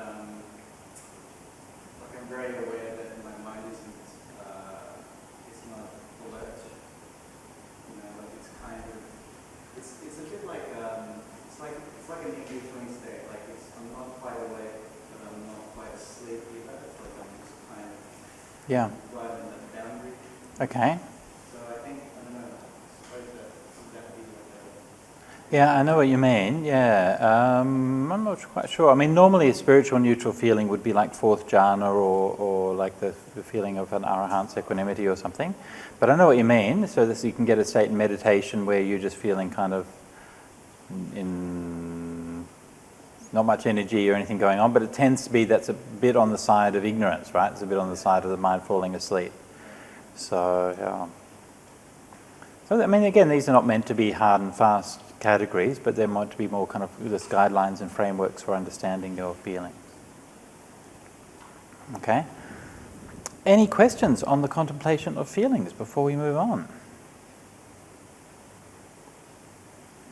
So in here, in the Satipatthana Sutta and in the kind of this framework, the feelings are presented in a very sort of neutral way, right?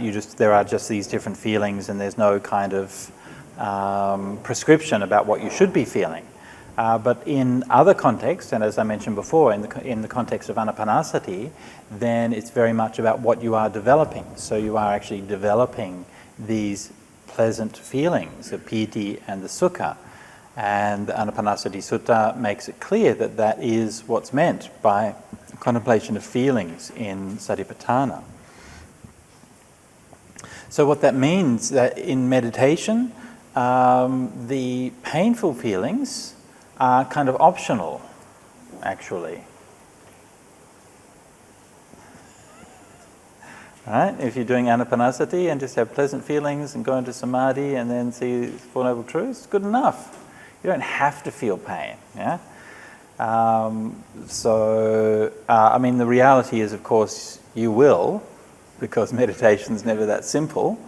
But I think it's very important to notice that, because people do sometimes seem to want to feel pain. And they seem to think that feeling pain is somehow intrinsically virtuous, and that will accelerate their practice of the path. But that's certainly not the Buddhist path.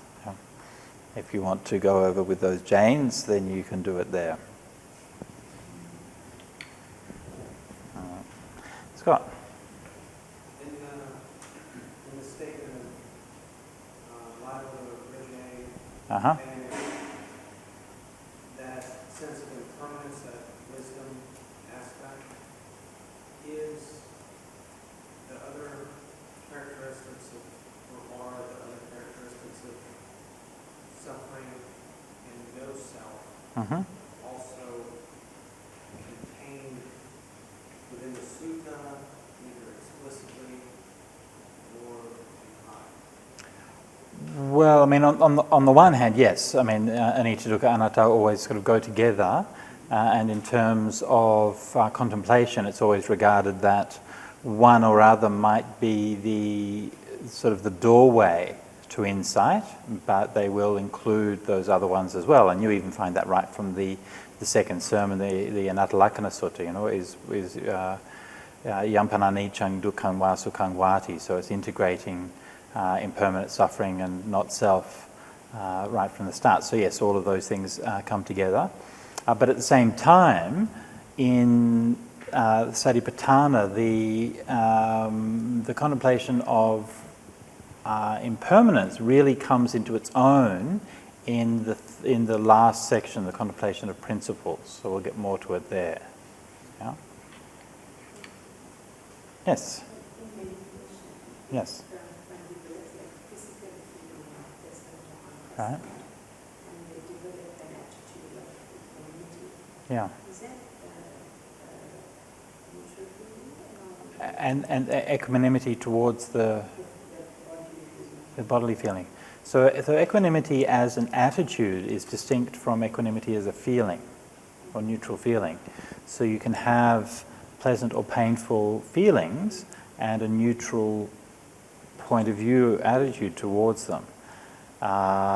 You can also have a neutral feeling and a neutral attitude towards it.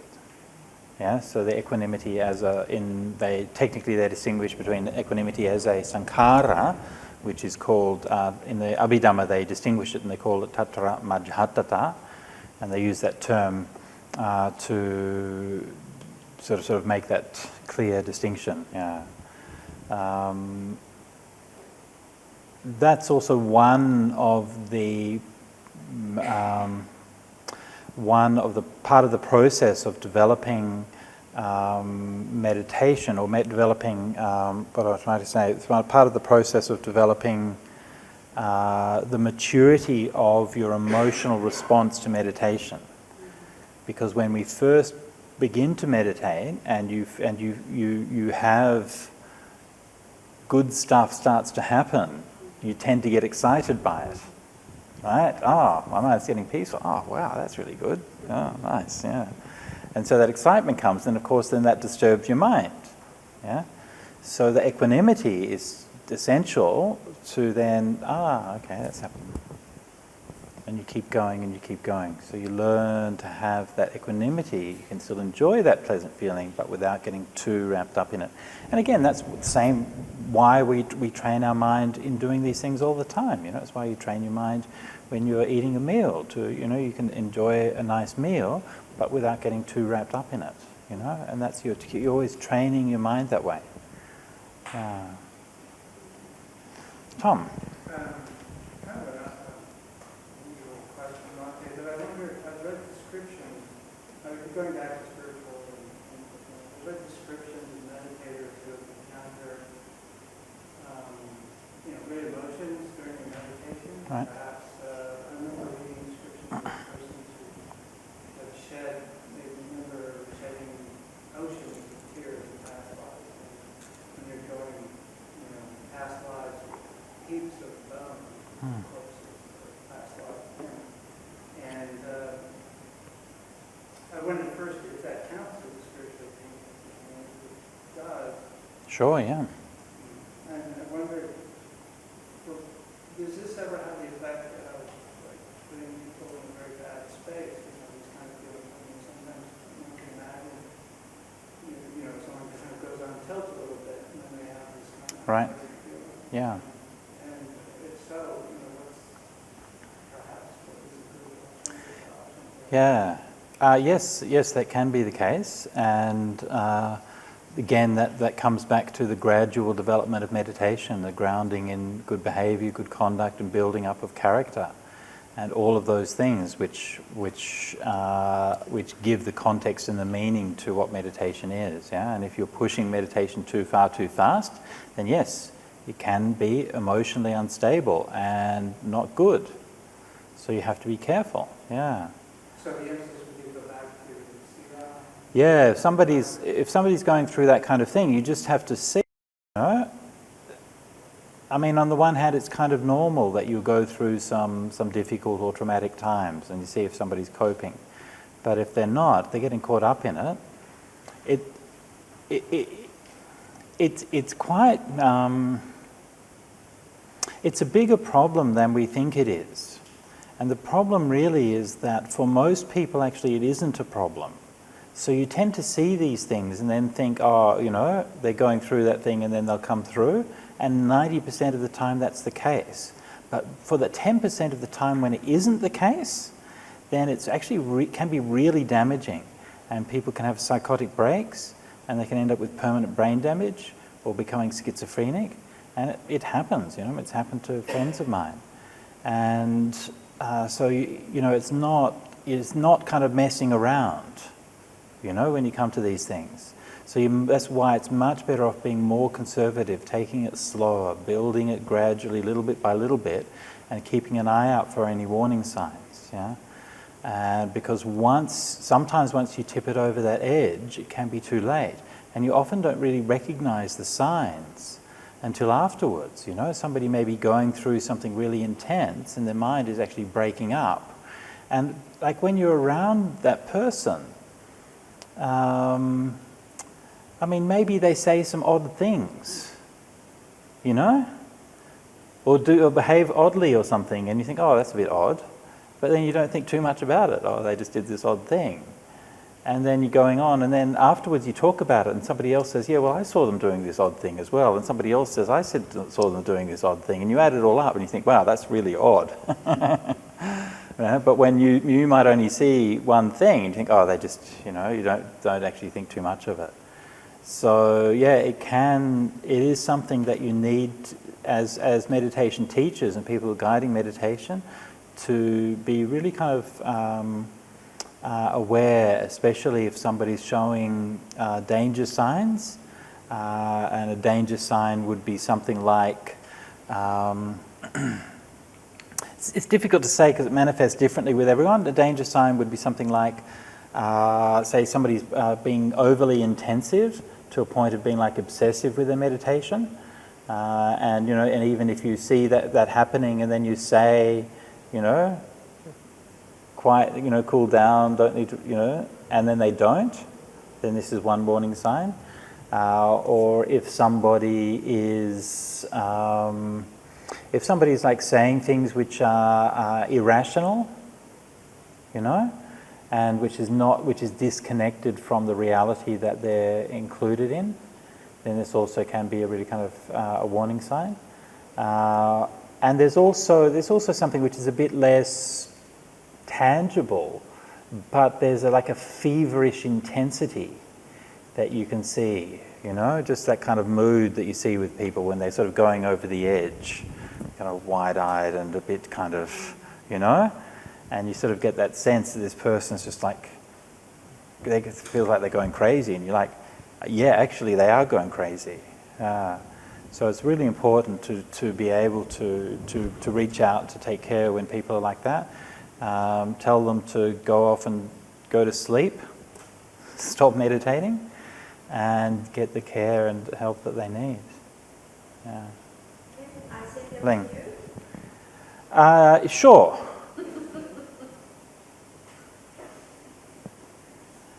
I'll probably send them to Enkong. Yeah. I mean, you know, it does happen, not infrequently, you know, that I'll refer somebody to Enkong or one of my other psychologists or psychiatrist friends, because sometimes, you know, if it is a psychological problem, psychiatric problem, then it's not my skill set, so I can offer support, but they really need that professional attention. Yeah. Usually if you catch it early enough, it's okay. But it's just if you leave it too long, then it can be difficult. Yeah. Brother.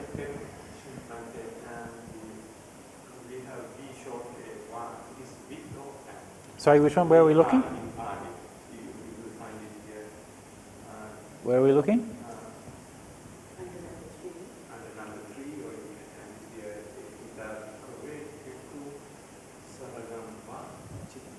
Okay.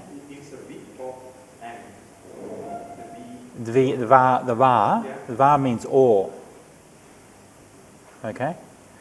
So this is an enclitic particle, so it's included after the term that it describes. So va means or, cha means and. Yeah. But va in the sense of or also, like in these cases, actually also means and as well. Because it's not saying you just contemplate one of these things, right, and then not the others. Actually, it's sort of a connective thing. So it's a bit, sometimes it means or, but it sometimes has the sense of and as well. Okay, let's do a few minutes meditation before going on to Chittanupassana.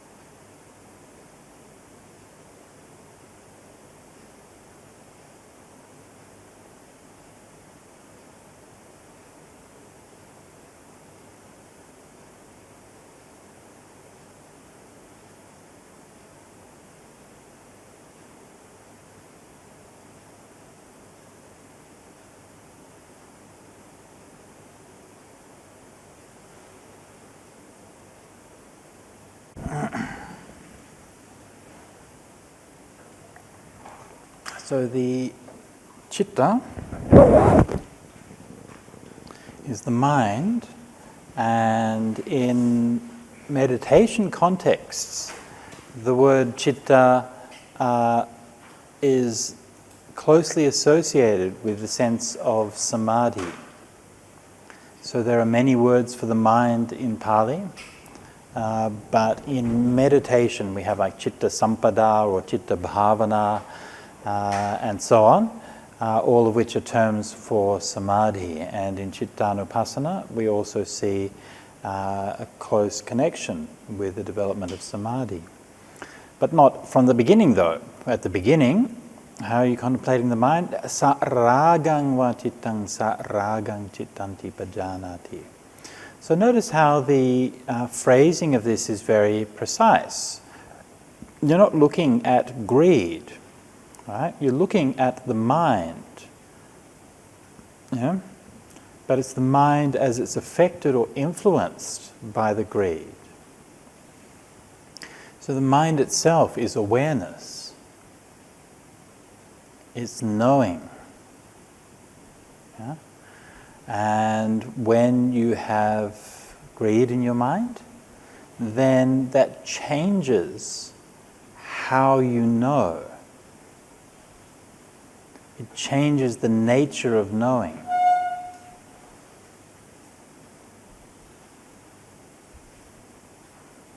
Yeah? It changes the nature of knowing.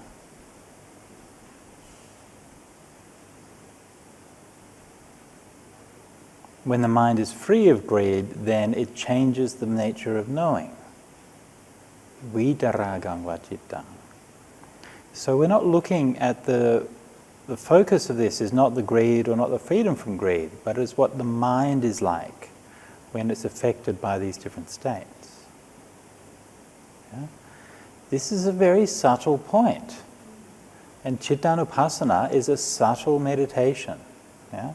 We've already been through all of these other stages, right? The Dhamma, the Kaya, Passana, the Vedananupassana, coming to the Chittanupassana. It's a subtle thing, it's a subtle point. Easy to misunderstand and misconstrue. And if we haven't developed the meditation through those other stages, we will misunderstand it.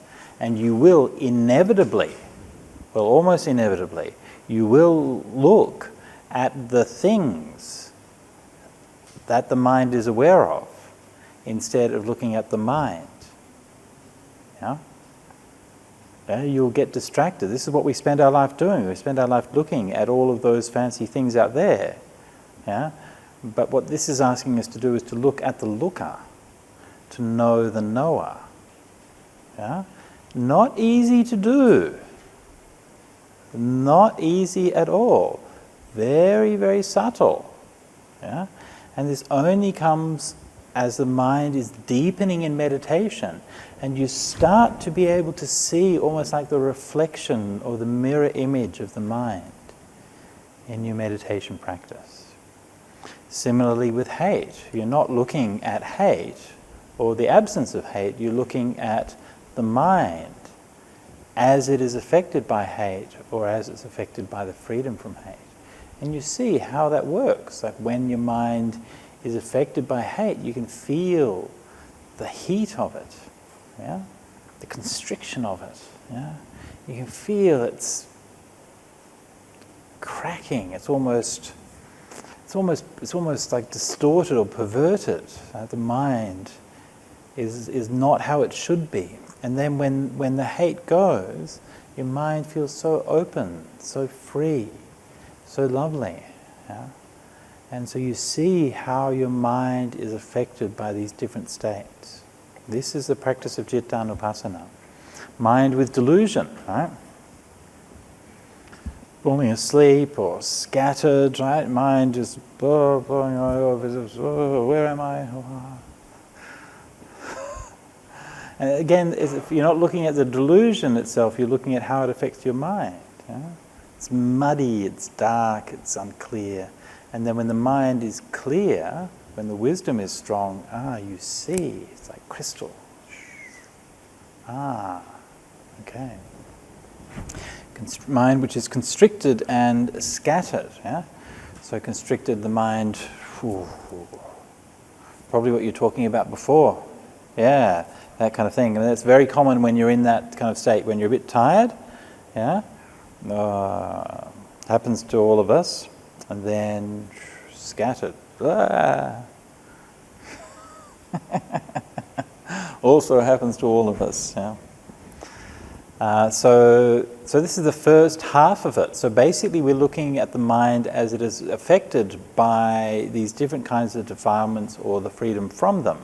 And the next four, the remaining part of the contemplation of mind, we're looking at in a way for the inverse. So rather than looking at the things which are afflicting the mind and the freedom from those afflictions, we're looking at the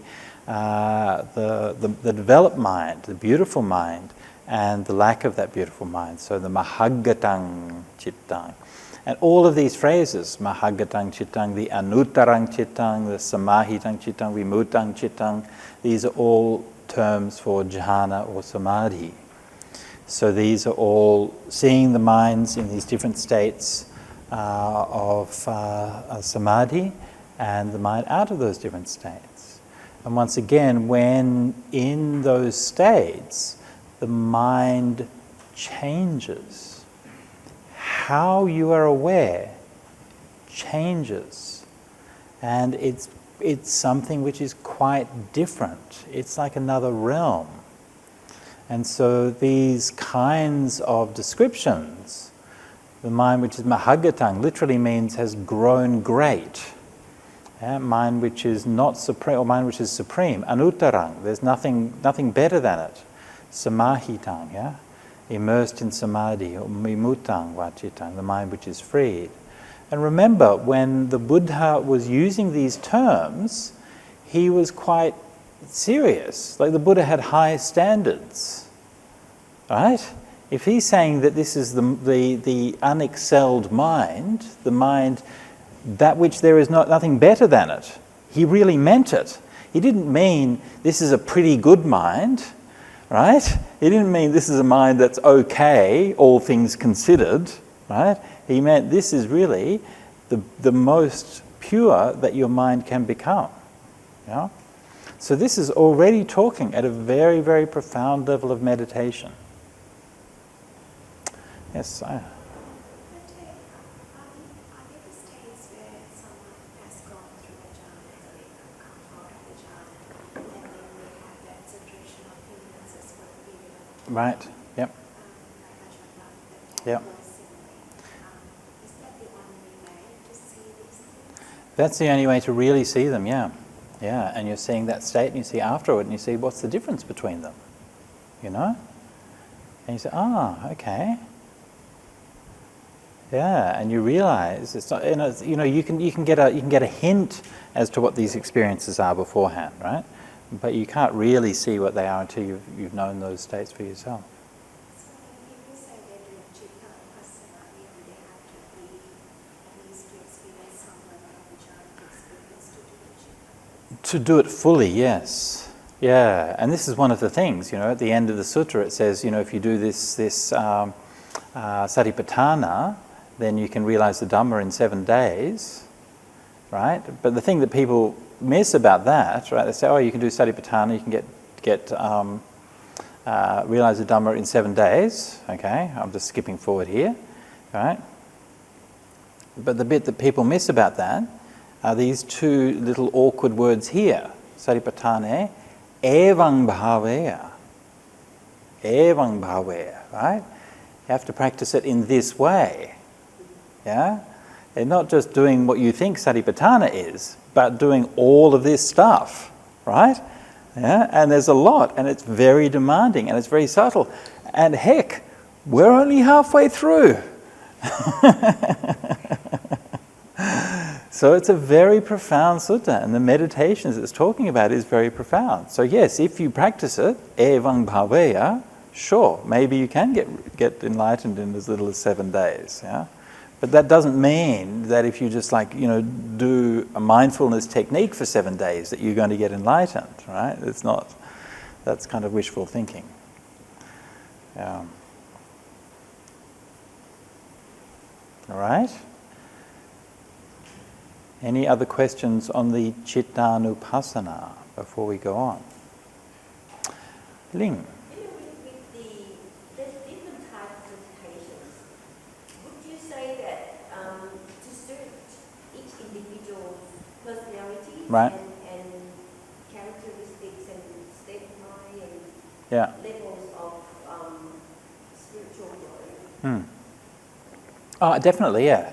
So definitely there are different meditations that will suit different people. Now in terms of the satipatthanas, generally speaking, we should start with the kayanupassana, and that's where we're talking about like developing your basic meditations, and everybody should be doing that. Should be doing some walking meditation, some sitting meditation, some mindfulness of breathing, and these foundational practices, yeah. But the details in the way you develop it will vary from person to person. And, the Buddha taught these things in so many different ways. For some people, maybe developing Brahma Viharas will be the way, or for some people, watching their feelings can be very effective, and so on. So there are different avenues for different people. But whatever your practice is, a good grounding on Kayanupassana is really essential. Yeah. And that's one of the main things, Tom, that addresses the problem you were asking before about people sort of getting lost in the stuff, and getting too caught up in things. Is that grounding in that just reality, and then you don't get swept away by the worlds of the mind that are opened up to you. It's just you're constantly coming back to the present. And one of the things about the physical realm and the Kayanupassana is it's always present. The past and the future only exist in your mind. So if you are in your senses, then you are, by definition, present. Yeah? Kayanupassana is always present.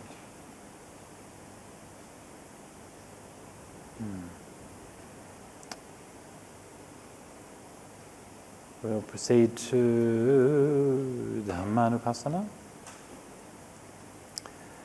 Now, Idammesu Dhammanupassi Viharati. So, as I mentioned before, many different ways of translating Dhamma here, but I think the intended sense is as the principles, ultimately meaning the principles of the Dhamma, or the principles of cause and effect. Right? Let's have a look at why I say that, like why this is the case. The first of these is the 5 hindrances. Now, we haven't discussed the 5 hindrances much so far, but of course a very important topic in meditation, and we're going to be looking at them in some more detail later on. But for now, just briefly, the 5 hindrances are sensual desire, ill will, dullness and drowsiness, restlessness and remorse, and doubt. And each one of them, they follow through the same pattern. And let's have a look at how that pattern plays out. So a mendicant who has sensual desire in them understands, I have sensual desire in me. Number 1. Okay, so first of all, this is okay, first of all, like, it's important as meditators that we are real about where we are at. Don't pretend that this is not happening. That's what they call spiritual bypassing. Actually, I'm feeling full of lust or full of desire or full of hate or something like that, but no. We try to pretend it's not there. First thing is you understand it's there. It's okay. When you recognize that it's there, you are doing satipatthana. That's how it works. That's how mindfulness works. That's how wisdom works. This is the path to liberation, to recognize what these things are happening. And these things are all normal, right? There's no shame in them. There's nothing wrong with them, but it's just that they're leading to dukkha, that's all. Actually, it's normal, nothing wrong. But you can keep on thinking those thoughts as long as you like. That's all right. You can keep on thinking them for the rest of your life. Next lifetime too. And the one after that, and the one after that, and the one after that. Yeah? But it's just not going to get you anywhere, that's all. So that desire, first of all, you recognize that that's happening. So notice here, again in the Cittanupassana, the object of your awareness was the mind, right? So your mind, the thing that you are aware of is your mind, and you're aware of how your mind is affected by desire. Here it's different. Here you are aware of the desire directly. Okay, that's what you're pointing to. That's what you're focusing on. I have that desire in me. When you don't have it in you, you understand, I don't have sensual desire in me. This also is a very important, very profound point, because normally we don't pay attention to the things that